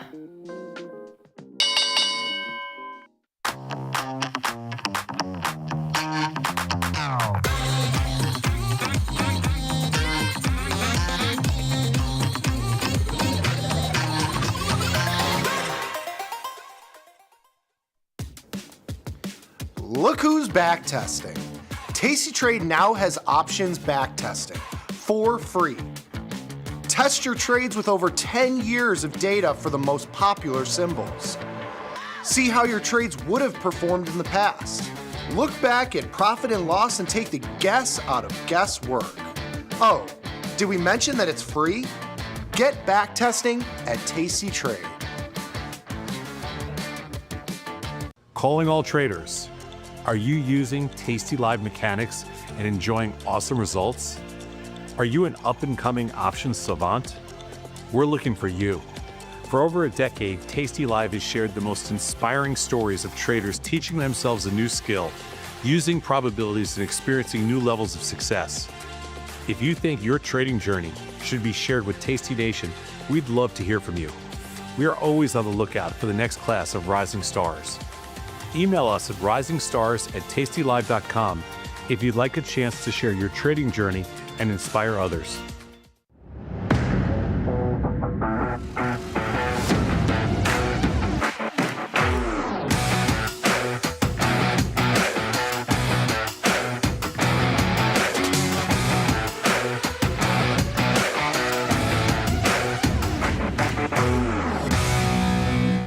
What happens when two titans of trading come together to harness the power of their prowess? Let's watch these two master the art of the noble sport boxing. Wow, look at those geriatric thumbs go. Someone had an extra dose of fibre this morning. Like a flutter of fills, it's definitely fists of plastic fury over here. And I'm spent. Well, lucky for us, Tom and TP are better at writing than they are almost anything else.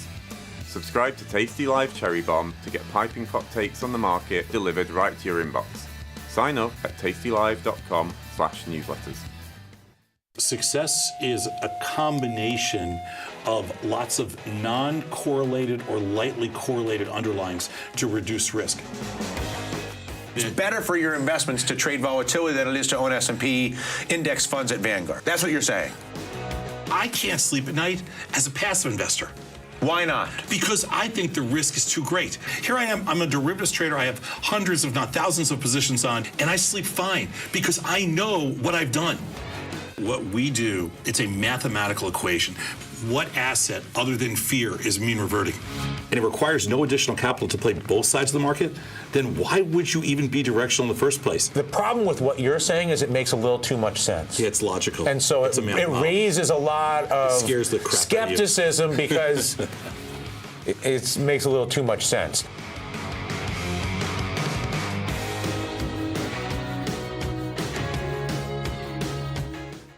Oh, yeah. Tasty Nation, good morning.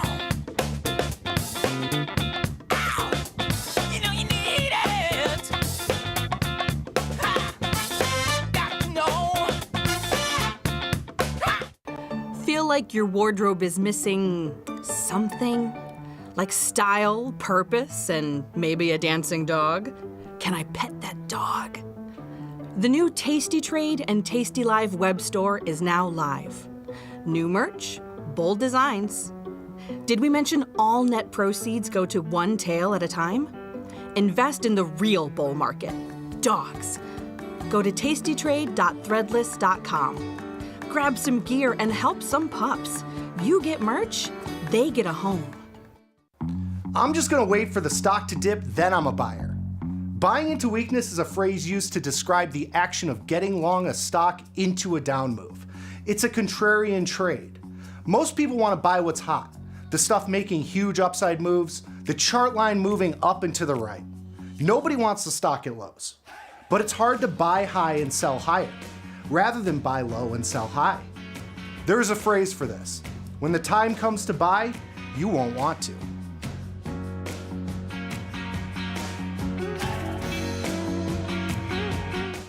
Trade size varies between traders. In a larger sized account, a trader might trade 10 contracts per transaction. In a smaller sized account, a trader might only trade 1 contract per transaction. The term tranche allows us to quantify and size to a common denominator. 1 tranche would represent normal trading quantity. 2 tranches would represent 2 times the normal quantity, signifying a larger trade size. Of course, trade sizing is immensely important. We recommend a tranche being far less than your max exposure.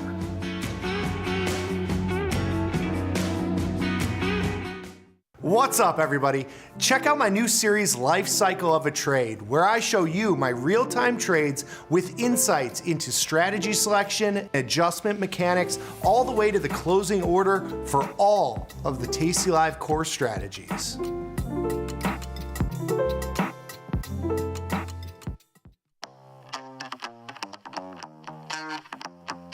In the world of options, somebody once said, for every gimme, there's a gotcha. It's all about generating positive expectancy in your portfolio. Welcome to Option Trades Today. I'm Tony the Bat Batiste, and I've got not 1, but 2 trade ideas for you today. Exploring zero DTE. We promised you we would take a look, and here we go. In the world of investing, a beast lurks between the numbers, ready to pounce. Some traders hide from it, some ride it. If that's you, join us on Tasty Trade. Genius loves company.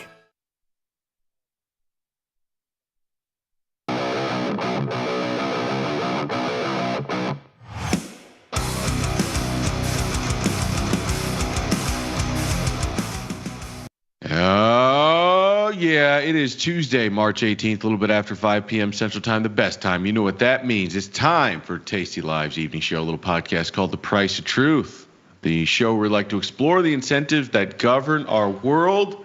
It's Tuesday, everybody. We pulled a little switcheroo on you today where we've got the one, the only, the incomparable Mr. Chris Vecchio. Chris, how you doing, my friend? Good. You know, you said you didn't want me on Wacky Wednesday. You said come over for Telepathic Tuesday. We'll look at each other silently for 60 minutes. And I said, okay, let's do that. So I'm here. Do you think we get more views or less views if we just stared at each other for 60 minutes? I think like 38% of the appeal of the show is your baritone voice. So I would assume we would lose viewership. If 38% is my baritone voice, then the other 62% is your chest hair, which you are not sporting today. So I mean, it's not Wacky Wednesday. You've already killed our viewership, man. What were you thinking? I apologize. You know, it's funny to see the slow tastification of Chris Vecchio. When you first got here, you were clean shaven, you'd wear button-up shirts every day. Some days you even had, I think, like the vest, the finance vest on, and it was like layers of clothing. First the vest was gone, then the buttons would open up, then the 5 o'clock shadow. Now there's no button-up shirt, it's a t-shirt. It's like this slow tastification of Chris Vecchio. Yeah, I'm wearing a cashmere sweater, so that's the tastification of Chris Vecchio. Is it really? I thought Victor, it's a blue t-shirt. You think a man's got to be comfortable when he's handling serious business. A man.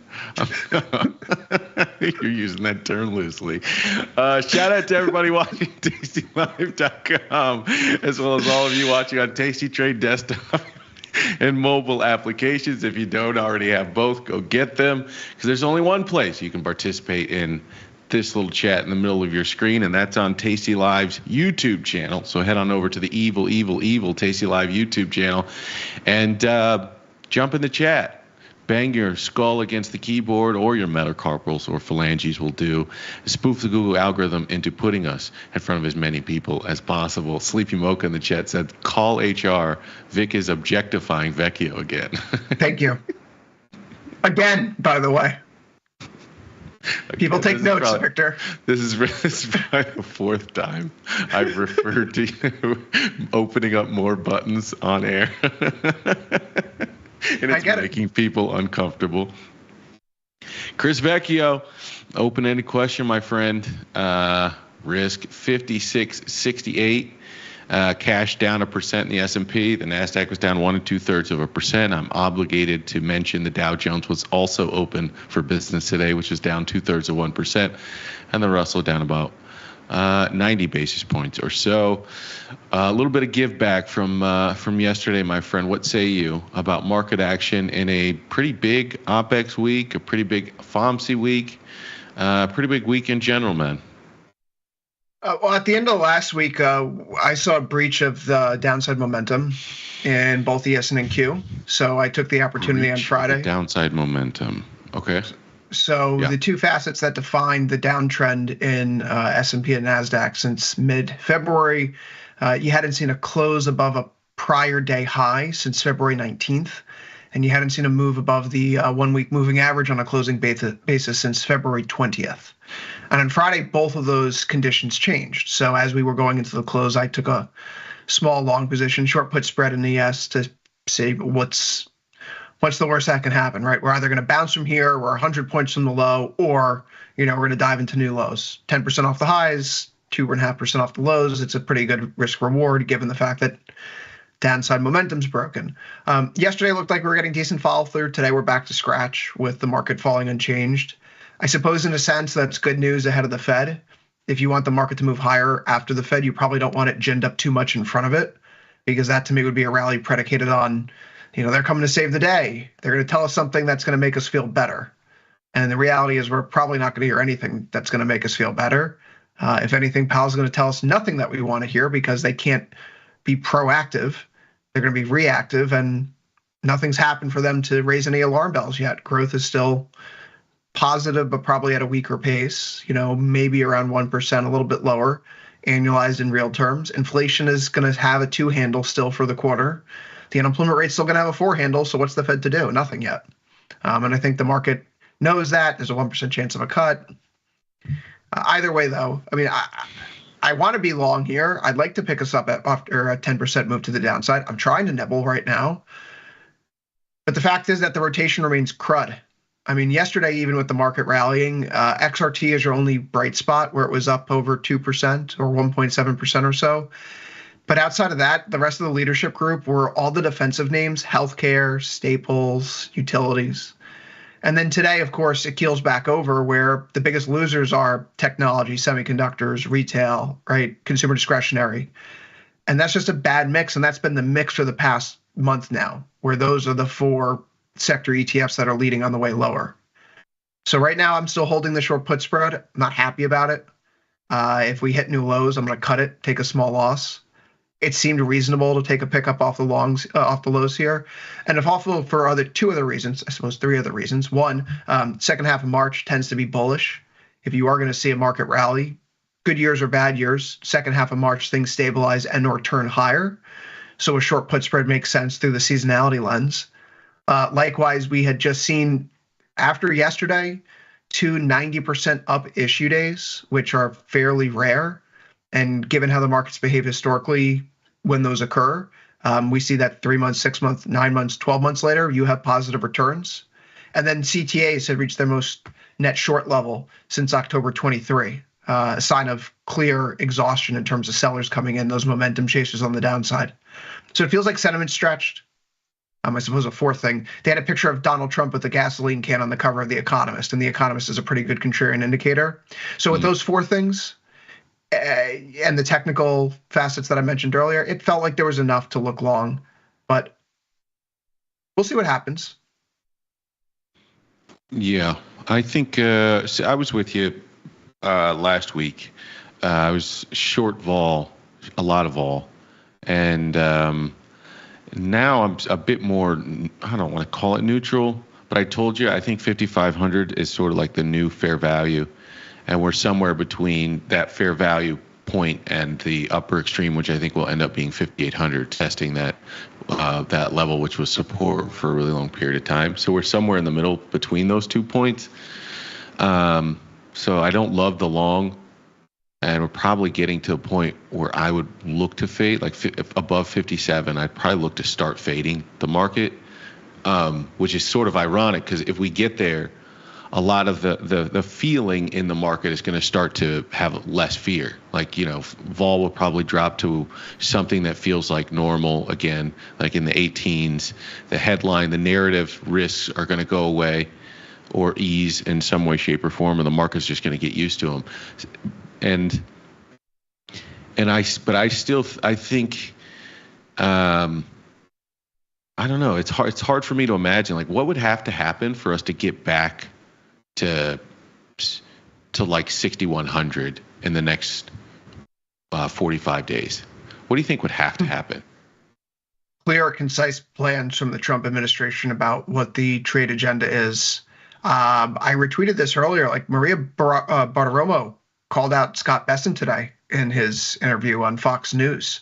He was talking about tariffs being important for helping with food inspection processes in foreign countries because they are inspecting food and products from the United States in a manner with which we don't inspect theirs, and that's not fair.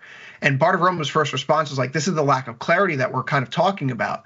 And speaking from her perspective, she says something to the extent like, I've been talking to corporate America, and corporate America says it's for this reason or that reason. It's for, first it's for trade, then it's for fentanyl, then it's for income taxes, now it's for food inspection, right? Like, what's the purpose? And so there's no clarity right now. Corporate America needs clarity. And so going back, Go ahead. So going back to my own voice, like I've called this Calvin ball tariffs, right? The game Calvin ball from Calvin and Hobbes, where rules are made up as both Calvin and Hobbes play the game to fit their immediate needs. We've jokingly called it the Michael Scott snip, snap tariffs because they're on again, off again for capricious and arbitrary reasons. Even if we think there's a North Star there of like Fortress North America, like corporate America is not going to plan around the notion that maybe behind the veil there's a corporate a Fortress North America policy coming together when the signaling from the administration has been so all over the place. So I mean, if Maria Bartiromo is doing this, Victor, like, she's firmly in Team Trump's camp, and I think she's trying to make it clear to them like the market just needs clarity, whatever direction that is. Maybe a direction that you don't like, that I don't like, that I like, that you like. I mean, who knows? Somewhere in between. But the market just needs a North Star. We're not going to get that in the next 30 days. No. You say in the next 45 days to get back to 61? Yeah, it's not happening. I said this to the people. I don't know if this is a smart thought or if it's just, simple-minded, but I'm going to throw it by you. Like, here's what I think is happening. The president sort of campaigned and promised a constituency and a base peace, and in a way, in a roundabout way, sort of fiscal responsibility. Not explicitly, but there's sort of an implicit fiscal responsibility embedded in bringing inflation down and all of this other stuff. So I think there's two ways to go to manage foreign policy. One with a carrot or with a stick. And if you're promising peace, then you're putting your stick on the shelf. And if you're promising in an implicit way fiscal responsibility, you're in a way putting your carrot on the shelf as well, because we're sort of saying we're going to turn off our government money printer, and the grift is over. So if you don't have the carrot and you don't have the stick, like, how do you influence foreign policy? And I think that's how you'll end up landing with tariffs, because you can still manage your fiscal your fiscal discipline in a way, and you can still have influence over foreign policy through an economic lens without necessarily threatening,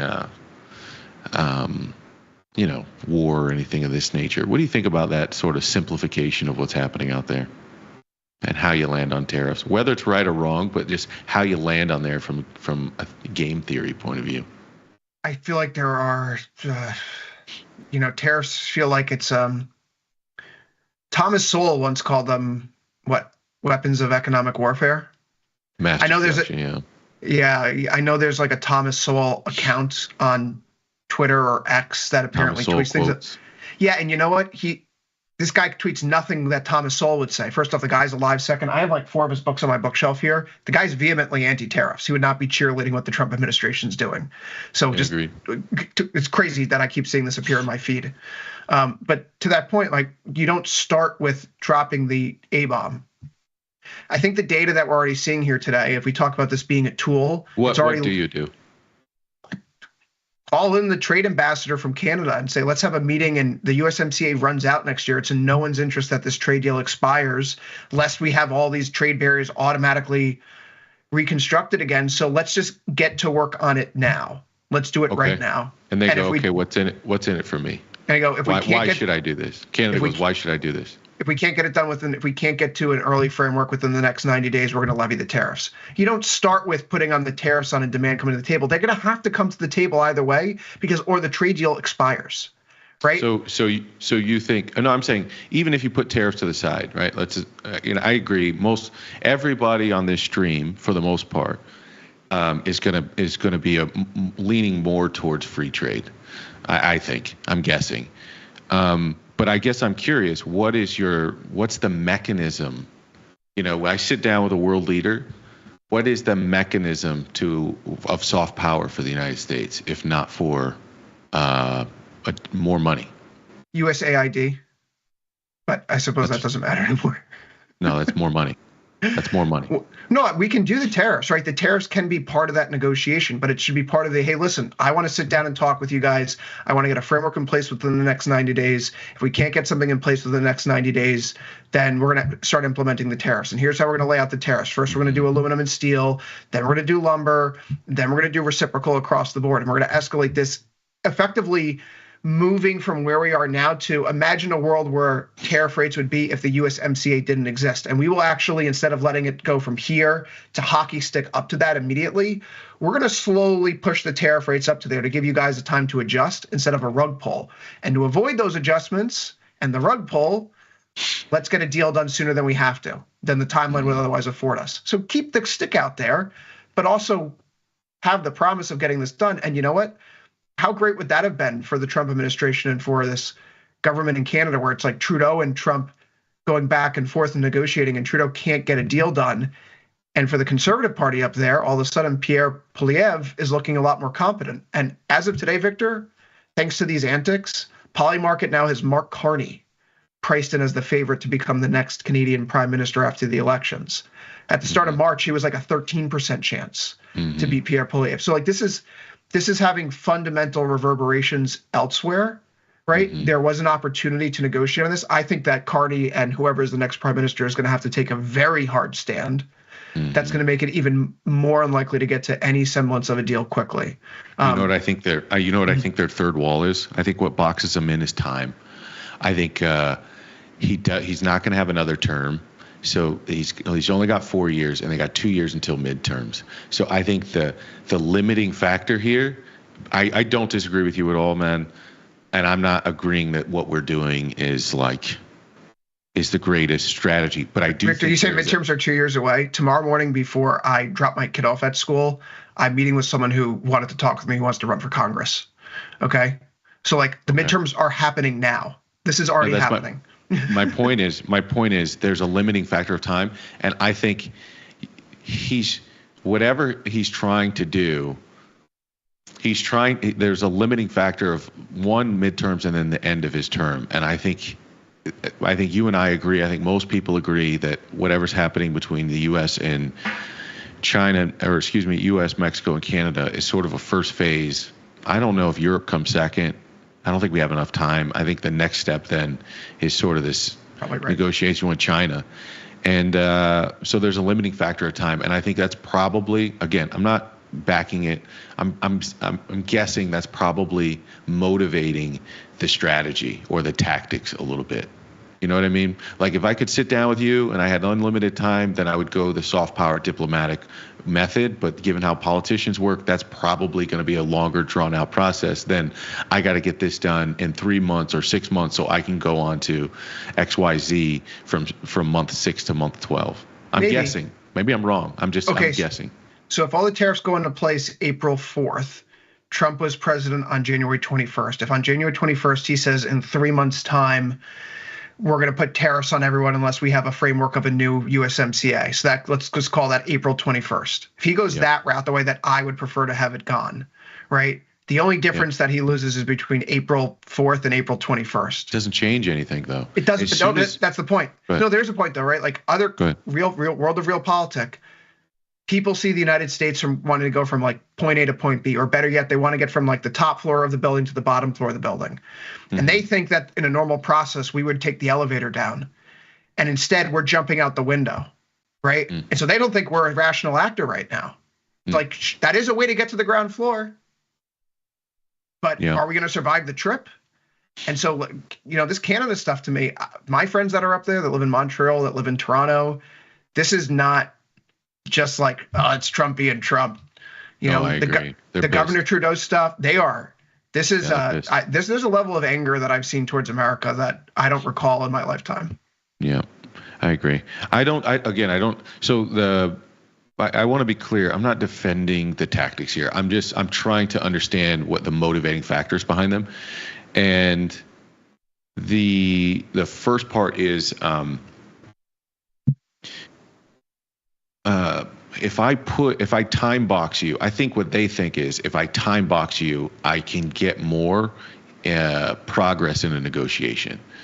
Again, I'm not saying this is the right way to go about it. And again, it does backfire on you the more you're moving. Okay, in 30 days, I'm going to do this. And then you move it 30 days from now and you say, okay, 30 more days. You lose credibility with your timelines with which you're trying to box people in. But I'm guessing that, you know, that's part of the strategy, to box you in for 30 days and then try to get as much done inside that 30-day window. And then the second thing is the impact on the economy probably wouldn't change, right? Because if you and I are business people and we know that in 30 days a tariff may or may not be coming, we've got to discount the probability of that tariff happening, and then we're just going to adjust our business. If it's 30 days or 90 days, we're still going to make those adjustments to make sure that on the flip side of that tariff, we're going to protect our margins or protect our efficiency, protect our business. So I think the impact of the economy, whenever you signal it, it's going to start happening immediately. Would you agree with that? The tariffs aren't in place in many cases, and we're already seeing its real impact in the economy. We saw it in the data that was released today, and I think that's part of the reason why stocks struggled. Canadian inflation data, both month over month, year over year, beats wildly, not great. Mm-hmm. And then what do you see on our import and export prices figures? Prices are up, right? And so we can quibble over tariffs being a one-time price hike and then everyone adjusts, or it being permanent inflation that structurally is embedded into the economy. Isn't the same thing? Like, we're just getting prices are going up. We all agree on that. That's coming. That's part of this. Totally and so even if the tariffs aren't there, even if the tariffs aren't fully in place yet, because the on again, off again, right? They're on for a little bit, intraday, maybe not. What do we see? The people are saying, I just got to do my spending now. I'm going to have to pull forward my inventory expenses now. It's creating, what does that do? The tariffs may not be there, but it creates a bottleneck because demand is spiking to pull forward the spending. And so price pressures rise. And so for Canada, this puts them into a box. Inflation's now running a little bit warmer. Growth in real terms is going to be going down. What's a central bank to do? It's a stagflationary impulse, and it punishes everyone. No one wins with that. So, you know, the thing I keep thinking about is the potential for a bullwhip effect. Like when I saw all the imports in our trade deficit go bananas, you know, I thought back to like how bad, because it's a hard thing to do, but how bad the supply chain was at guessing what future demand was going to be into a really unknown world. So in other words, there was all this demand, right? Everybody forecasted that straight line demand into the future, and then we ended up with all this excess supply that we had to like work our way through. And I can't help thinking that we might see a mini version of that going forward, because we've pulled forward all this demand to get in front of tariffs. What if tariffs aren't that bad, or what if demand isn't there on the flip side of this? Then you get a potentially disinflationary impulse just from the bullwhip effect. I'm being totally theoretical here and not scientific, but I keep thinking about that as a model because we saw it on the other side of the pandemic. Let me ask you about bonds, which has been a fairly dead trade. ZB is at 117. I can almost write it on a Post-it note, stick it on my over my trading screen, and just go bonds are at 117 again today. It's been a fairly dead trade. Do you see the potential on the other end of FOMC for the curve to move in any specific way? In other words, do you find us at a price extreme where you would like to take long deltas here, short deltas here, neutral, short vol here? Do you want to do anything with bonds? Because I'm having a hard time. I was scratching my head yesterday trying to figure out if I actually wanted to lean in any direction. I'm flat right now. Well, I've sold put spreads in ZB to help finance the long call spreads in ZN. Yeah, you told me that, yeah. So I'm still bullish on this. In part, I really like the action in ZB. If you're looking at the H5 or M5 contract, either way, it's been hugging its 1 month moving average. And an area where we found pivot lows in late November became pivot highs in early February, which again, now in March, we've been treating as support. So structurally, that looks good.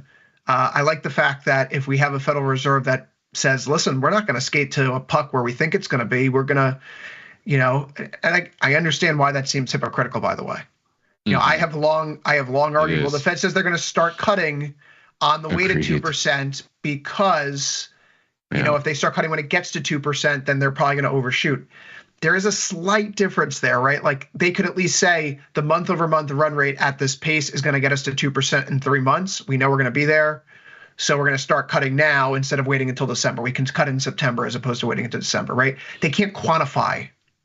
This is the issue here. They can't quantify any of this stuff yet. So they don't know where to skate. That's the issue. If the problem for the economy is we're going to see a short-term bump higher in inflation because of a one-time rise in prices, but then that's it, Fed literature says do not respond to that. But if this is a problem where it's a price hike that leads to sustained higher prices and lower real output, the Fed then has to make a decision. Does it address the inflation component, or does it provide support in the credit channels by lowering interest rates? Yeah. And that could have, right? So like they don't know which to do yet, and the Fed won't have that information tomorrow. So I think that means they're late. So what's the play there, Victor? Short end is going to be pinned. They can't do anything right now. But that probably means they're going to have to do more later on. So I think the long end yields can fall a little bit if short end yields are pinned here. Again, I'm going into tomorrow's meeting long ZN, long ZB effectively in the deltas. And I think that move would occur after the Fed meeting itself. Tomorrow's probably hawkish at the margin. I think that could upset me, if only for a 24-hour window. But I'm going to hang tight because I see through the market typically goes around the curve to where it thinks the Fed's going to be, and I think it's going to be behind the curve. Why would hawkish at the margin? Why would hawkish at the margin be negative for the long end? Wouldn't it be more positive if they were more hawkish? I think if Powell comes out tomorrow and says, we're not really concerned about growth right now, right? Like we don't see anything in the data that says that we need to cut rates imminently. Which he will. Total Mr. Magoo move that I would expect. Okay. He pretends he doesn't see reaccelerating inflation at 2.5%, and he pretends he doesn't see the layoffs and the 10% correction in stocks and plummeting GDP. He's just going to come out there as Mr. Magoo and everything's fine, looking for more evidence. But that's kind of it, bro, right? I wish I could have that job, man. There's days when I'm like, bro, you mean to tell me all I have to do is look at the bond market and just It'll tell me what to do, and I don't even need to look at economic or inflation data. I just come up there and pretend I don't see it all. Now you get it. Sometimes you and I talking, you're like, young Christopher. I'm like, well, first off, you're like not that much older than me, but you're like, young Christopher, what do you want to be when you grow up? I'm like, oh, Federal Reserve Chair. And you're like, why would you ever want to do that? And now it's because you get to go up there and just, what color tie am I wearing today? Oh, this is the market signal. You're after this lifestyle of power and prestige and rubbing your elbows with George Soros and that ilk. That's what you're after. You don't want an easy cake job. You want to wear the tuxedos to the Friday night soiree. His really wrinkly old arm rubbing up against me. That's what you want. You want you're the champagne tuxedo guy going to the soiree on a Friday, and I'm the guy wearing the the leather patch on the elbows, smoking a pipe, talking to young impressionable kids, and telling them why their high school education taught them something that they didn't teach them the full truth. Mommy, this guy who thinks he's a teacher keeps talking to me.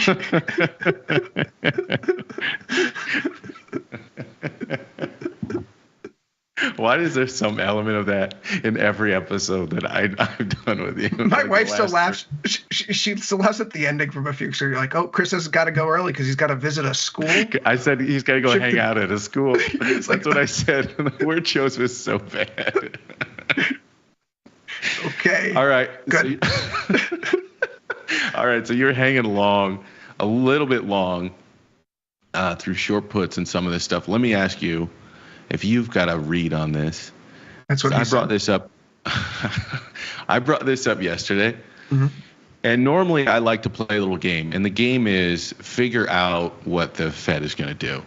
Sure. Like I like to go, what are they going to move up? What are they going to move down? How do I think the market will read that?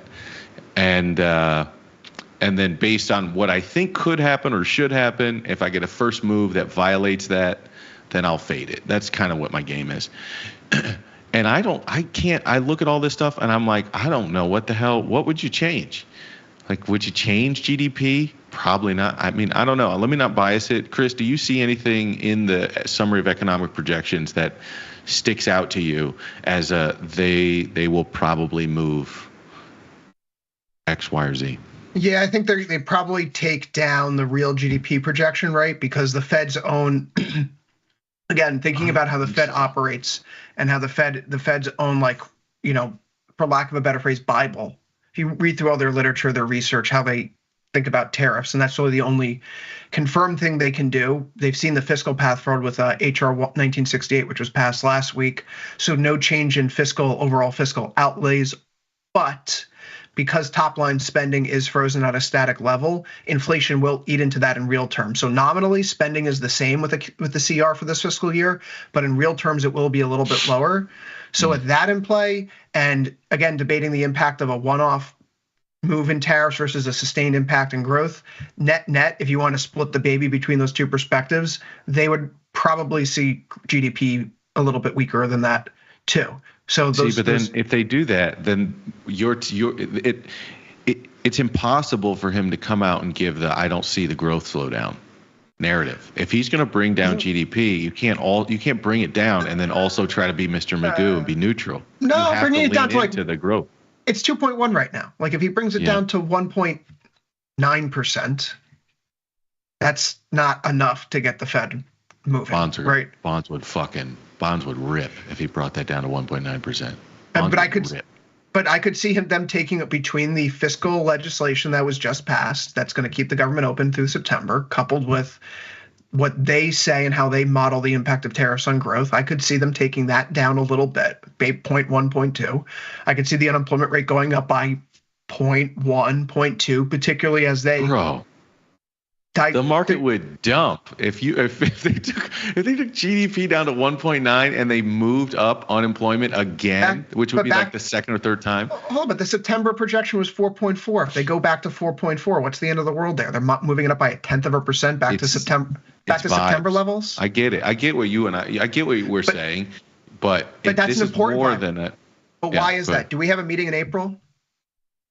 We don't have a meeting in April. No. And that's a huge psychological reason why they need to use this SEP as a value document, so to speak, right? Because if they pay lip service to a lower GDP projection, to maybe a little bit of a stickier inflation projection, right? To maybe a little softer unemployment projection, you could see that they're getting the memo. And so if that things start to deteriorate, this rate cut that they may have had enough data then to give us new projections in June and thus a new rate cut then to resume the cutting cycle, at least they have a groundwork, a framework in place to cut in May if that is so needed, right? It doesn't seem like then they're running to the rescue. I think that's what perhaps helps. If they don't make any changes to the downside, then the market's going to go, oh, geez, these guys are so late. They have no idea what's coming. Stocks get slammed. Bonds get bid because the Fed is going to be the curve. Recession, right? Like blah, blah, blah. So I think small adjustments I went the are other important. way. I went first order. That's the first order reaction. The second order reaction is we're close. Cuts are close. If you know what I mean? If you're moving down growth, you're moving up unemployment. You're probably signaling you're close to a cutting cycle. So I don't know that it would dump. That's really interesting perspective, and I hadn't thought about it that way. And I think that's totally in the cards. The only thing I could think of is that they probably need to lift these a little bit. Like 2026 probably is not going to be at 3.4% tomorrow, and longer run maybe not at 3%. Like I think they probably jigger those up just a little bit, but I couldn't figure out what I actually thought they would do with these 2025 numbers. But I think your guess is just as good, if not better, than any out there. So you're playing this with slightly long, out of the money puts going in.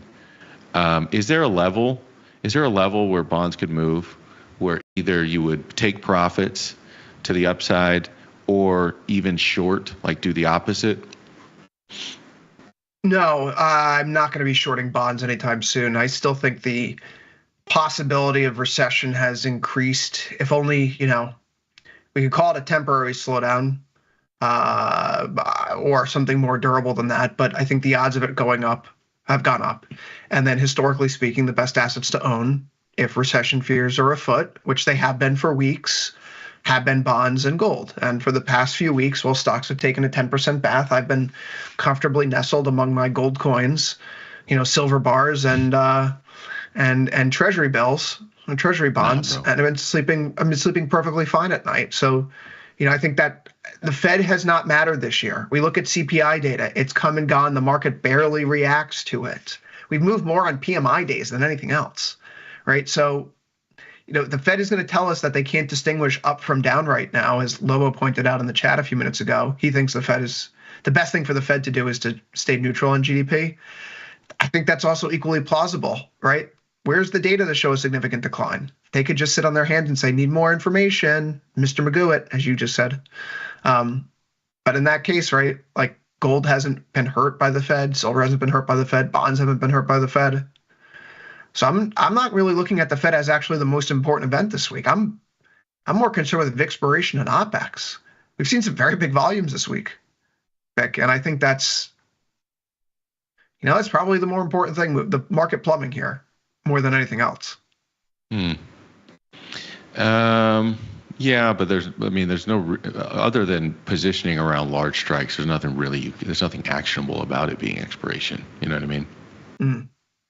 Well, yes, they're true. But the fact is that this is an important roll week, right? This is not like, hey, it's February roll week. Like this is the March to June contract expiry. People are really planting their flag in the ground right now.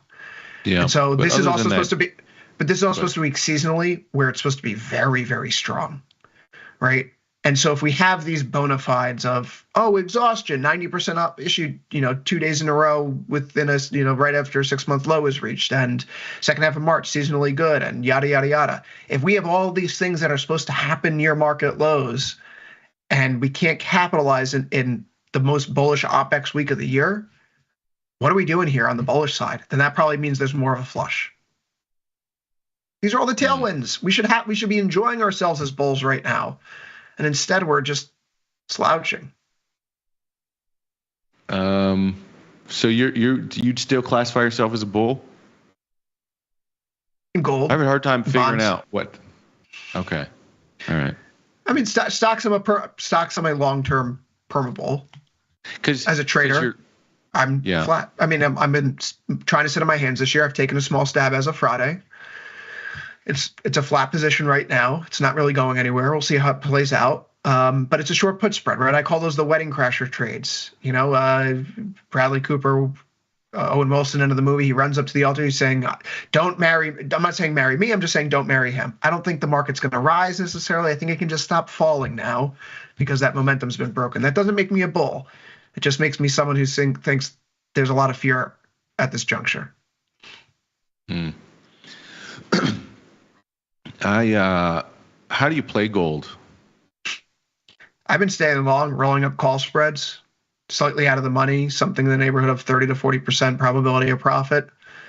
When the long strike is reached, consider rolling up. I did that on Thursday last week, and now I have to do it again. $1 and you weren't in it right now. Is that what you would do? Yes. Really? Absolutely. I think we're going up to 3,200 in the next few months. I think we'll be at 4,000 this time next year. I don't think we'll go straight there. But I think, to me, it's so hard to buy this at highs.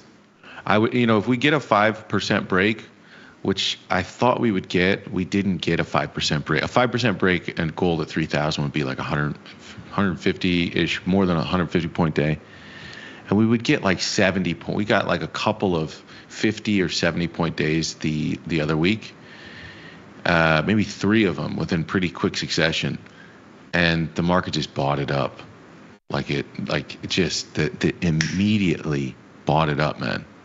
And I read a lot of people in the gold space and listen to a few people in the podcast space around gold, and I wonder what you think about this idea.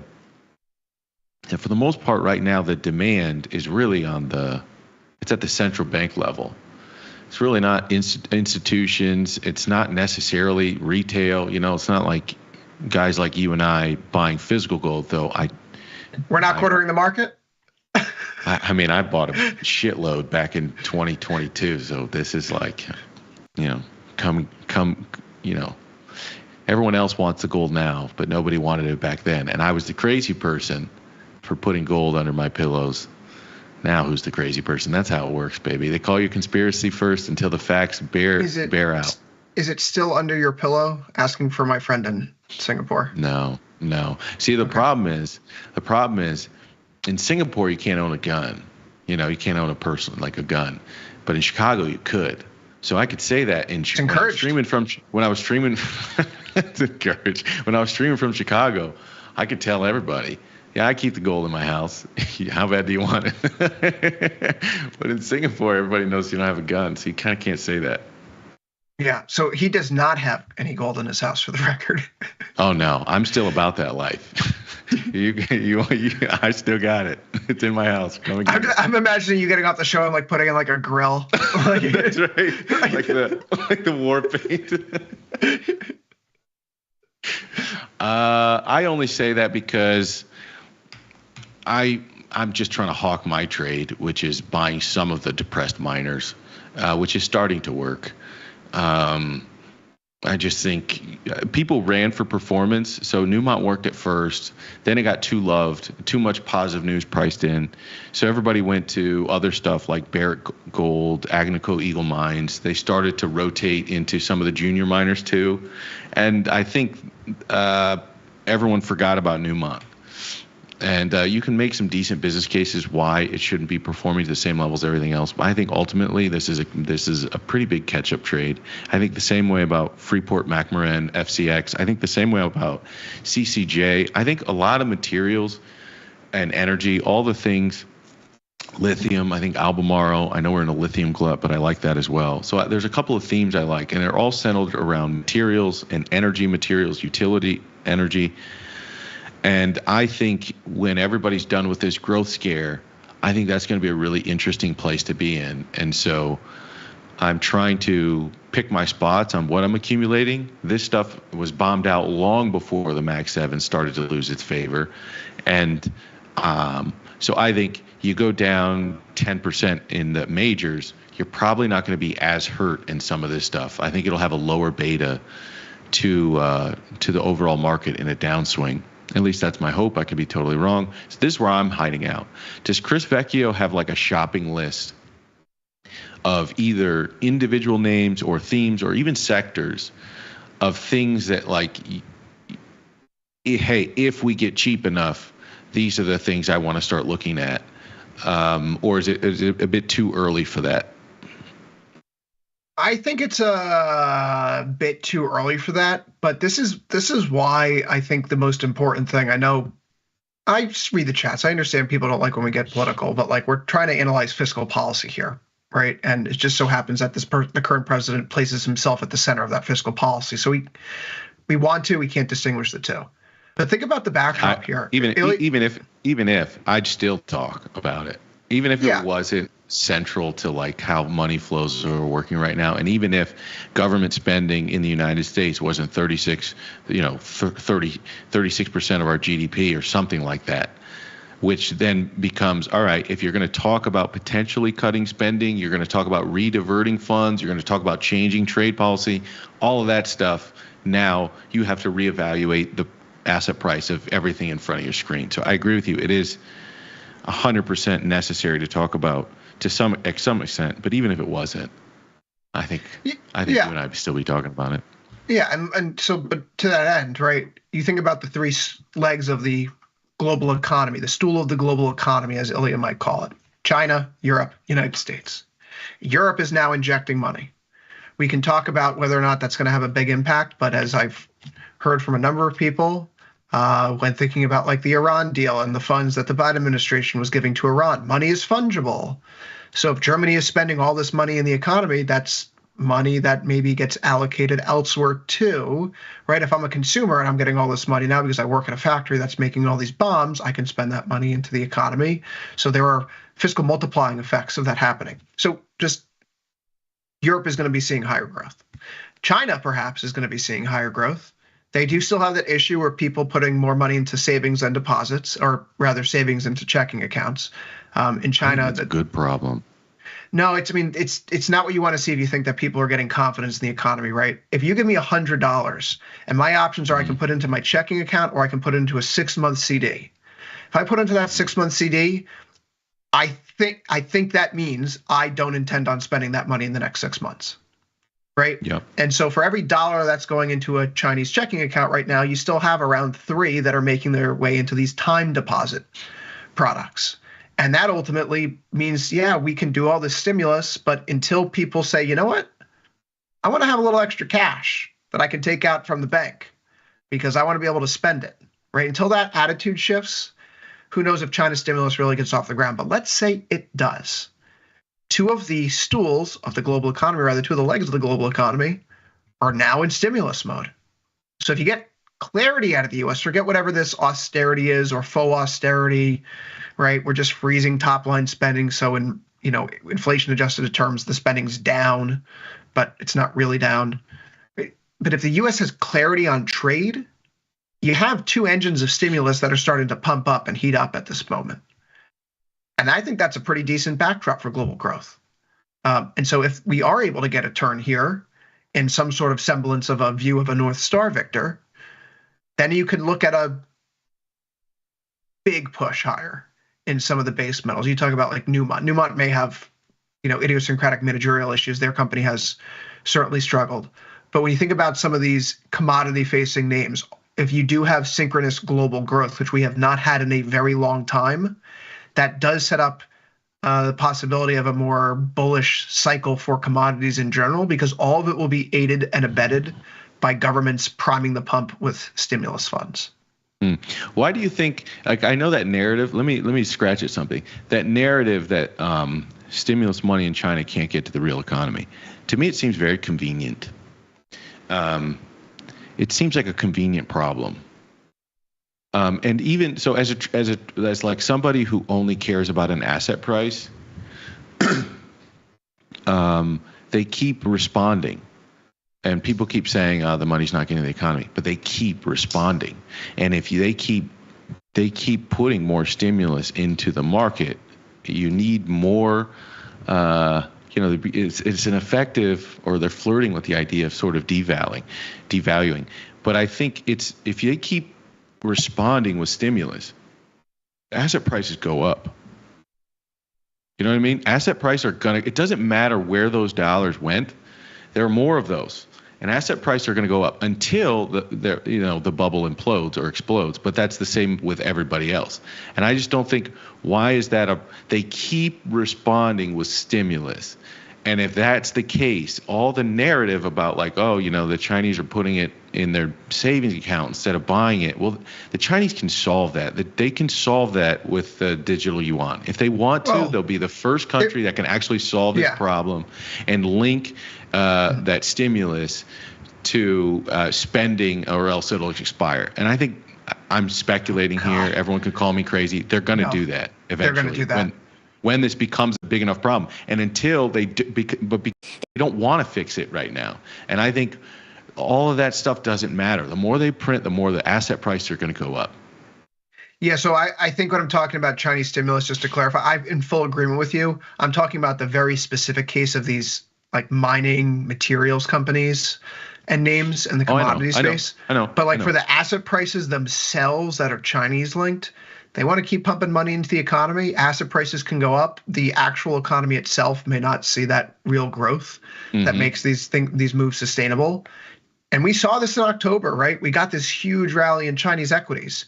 And then we did nothing for 3 months. And we gave half of it back over the course of the next 3 months because there was nothing to follow it up with besides, well, then we got more stimulus on the backdrop of DeepSeek and, Alibaba's new AI, yada, yada, yada. But that becomes more money chasing after fewer things, tends to push up prices. I do just want to quickly address one thing that I saw here on Twitter over the weekend. A number of people are pointing to Chinese M1 money supply as having, gone up by 50% overnight. China has reclassified how it views certain types of securities and deposits.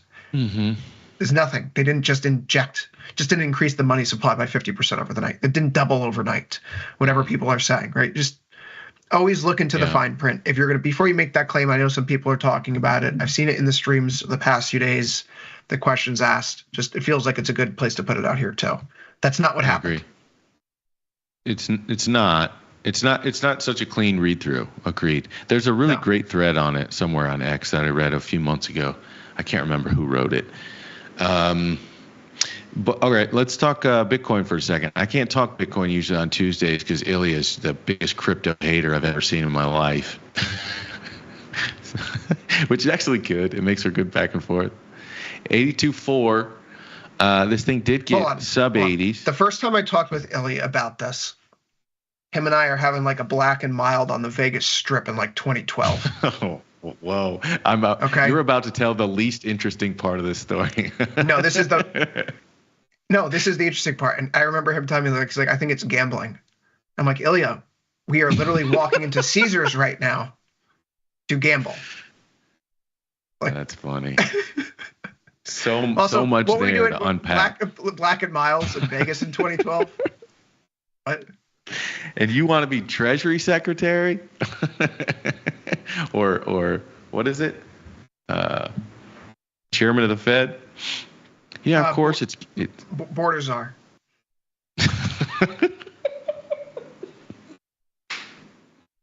U.S. trade rep. Ever since I was a little boy, I always wanted to be the U.S. trade representative, Victor. I was just going a slightly similar route. I was going to say head of the DOE. That way you can hang out at all the schools you want.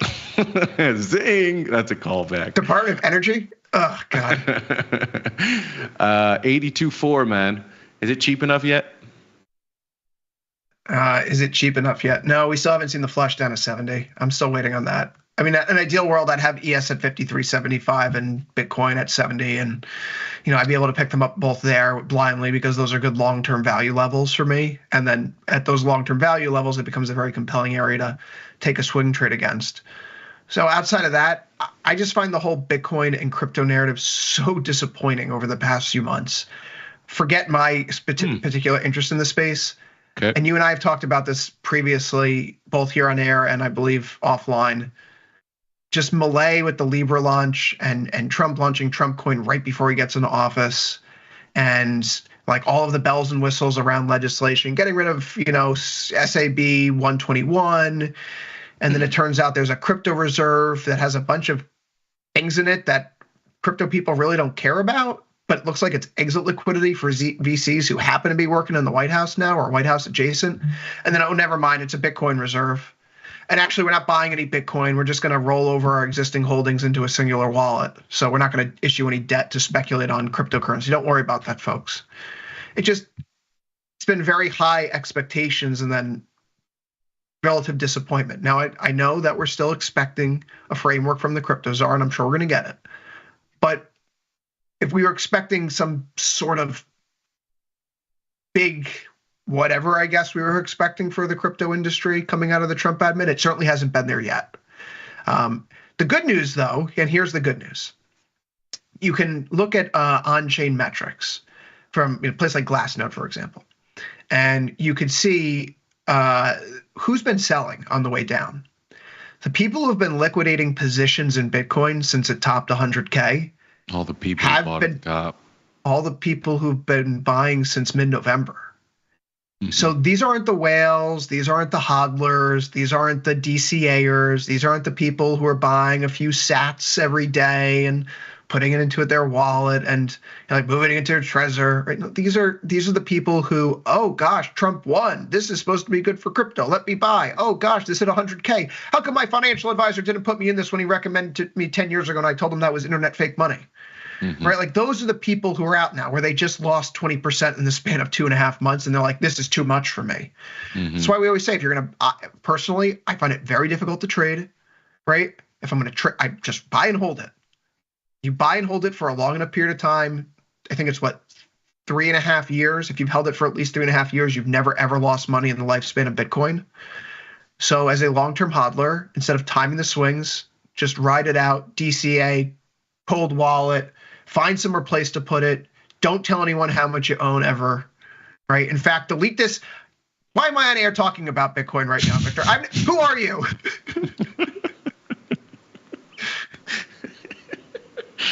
You're on one today. 2 quick responses, and then we'll wrap up here. First response is, I don't know that a flush from 80 to 70 is going to it wouldn't do anything. You know what I mean? The person who's holding at 80, I don't see a capitulation at 70. You know what I mean? So if you're going to get moving to have an actual flush, to find whatever capitulation point is in Bitcoin, I don't know that it's 70. And if it's not 70, it's either way lower or we're already there. And then from 110 to 70, like that's a. Oh no, I know. I'm just saying, like that's not usually. It's like the same way I feel about gold, and I mentioned this yesterday. I think the people who think that just because you get to the psychological number of 3,000 and then it's going to dump, I asked the question yesterday, well, who were all the people that are going to dump at 50 points higher than the consolidation range that we were just in? If you wanted to dump, that's probably what a lot of this was. If you wanted to dump, you had basically a month or so to dump at 50 points lower. Why would all of a sudden 3,000 trigger a bunch of people to dump their gold? I don't see it happening. In the same way that, like, if we've worked our way slowly down to, I think 78, 79 at one point, I don't know that a flush to 70 it doesn't create the conditions for what would normally be capitulation. That's all I'm saying is that if you like 70, you probably like it at 80. And then to your point about the politics behind this stuff, I was in that same camp. I thought the Bitcoin reserve or the crypto reserve was a bad idea. I think it sets the wrong incentive structure. I didn't understand why anything else except Bitcoin. I think the way they went about it with just confiscated assets, no new money issued to purchase these assets. Yeah. We're doing that already. I think Well, it's different. We are, but we're not. So the intention not to sell is obviously very important. It's not just the intention, though. I think creating a reserve could, in the longer run, it could set us up to loan from the reserve. In the same way we have gold, if we create these strategic reserves, there is a long tail here. I don't even want to go down this route. There is a long tail here where we could be issuing debt off of strategic assets in our reserve again, instead of these being linked to nothing. Currently our debt is linked to nothing. It is the collateral. And we are now in a world with BRICS challenging that and wanting to link it to something hard, to something real, to something tangible. And that having some desire in the world, you could make the argument that it's people don't have that. It's not a real threat at this point in time, and that's probably true. But I think having these assets in a strategic reserve give us the ability to take loans off those assets at some point in the future, to monetize them in a different way other than selling it just arbitrarily, to have a strategy around it. I think that's probably a decent idea. The language, though, of saying, looking for budget neutral ways to acquire more Bitcoin, to me, that's the sort of the Trojan horse that could walk us down and turn the strategic reserve from confiscated assets, which I don't have a problem with, into we're now spending taxpayer dollars in some creative financial wizardry way to buy this stuff. And that I would have a problem with. I would be in your camp, for sure. Right now, it's not a harm to the financial sector, the financial system. If more Bitcoin companies were to be listed in like the S&P 500, then there would be index risk. I don't know if any of the new, SAB 122 and with respect to safeguarded assets on companies' balance sheets, I'm not sure that changes much of anything right now. So it's a lot of headlines. And I think that's exactly why Bitcoin is not at 110K anymore, right? Because it's only been a lot of headlines. It's only been news.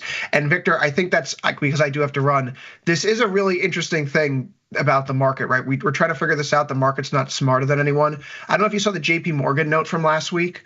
They pointed out about the stock market.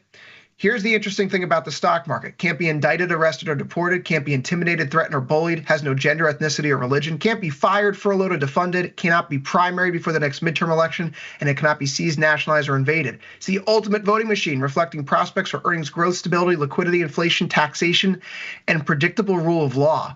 And I think Bitcoin maxis would point all that out too about Bitcoin itself. And so the question is, if this is supposed to be the most pro-crypto administration in history, granted, Bitcoin is higher now than it was before the election, but why isn't there any meat on the bone right now? What do we need to see from them in order to get this going again? Or is this really just a handing the bag off to the next guy type of situation? Because that is bad for crypto long term. And you and I have interest in the industry long term and have had interest in the industry long term. So we want it to be successful. I don't like what I'm seeing here. Producers, do me a favor. We're going to go out. If Chris, you'll indulge me, you'll just read that note again. And when Chris gets done, we'll just fade the show to credits. And you all will have an understanding of why this show is called The Price of Truth. Chris Vecchio, would you indulge me with reading us off on this episode, my friend? Here's the interesting thing about the stock market. It cannot be indicted, arrested, or deported. It cannot be intimidated, threatened, or bullied. It has no gender, ethnicity, or religion. It cannot be fired, furloughed, or defunded. It cannot be primaried before the next midterm election. It cannot be seized, nationalized, or invaded. It's the ultimate voting machine, reflecting prospects for earnings growth, stability, liquidity, inflation, taxation, and predictable rule of law.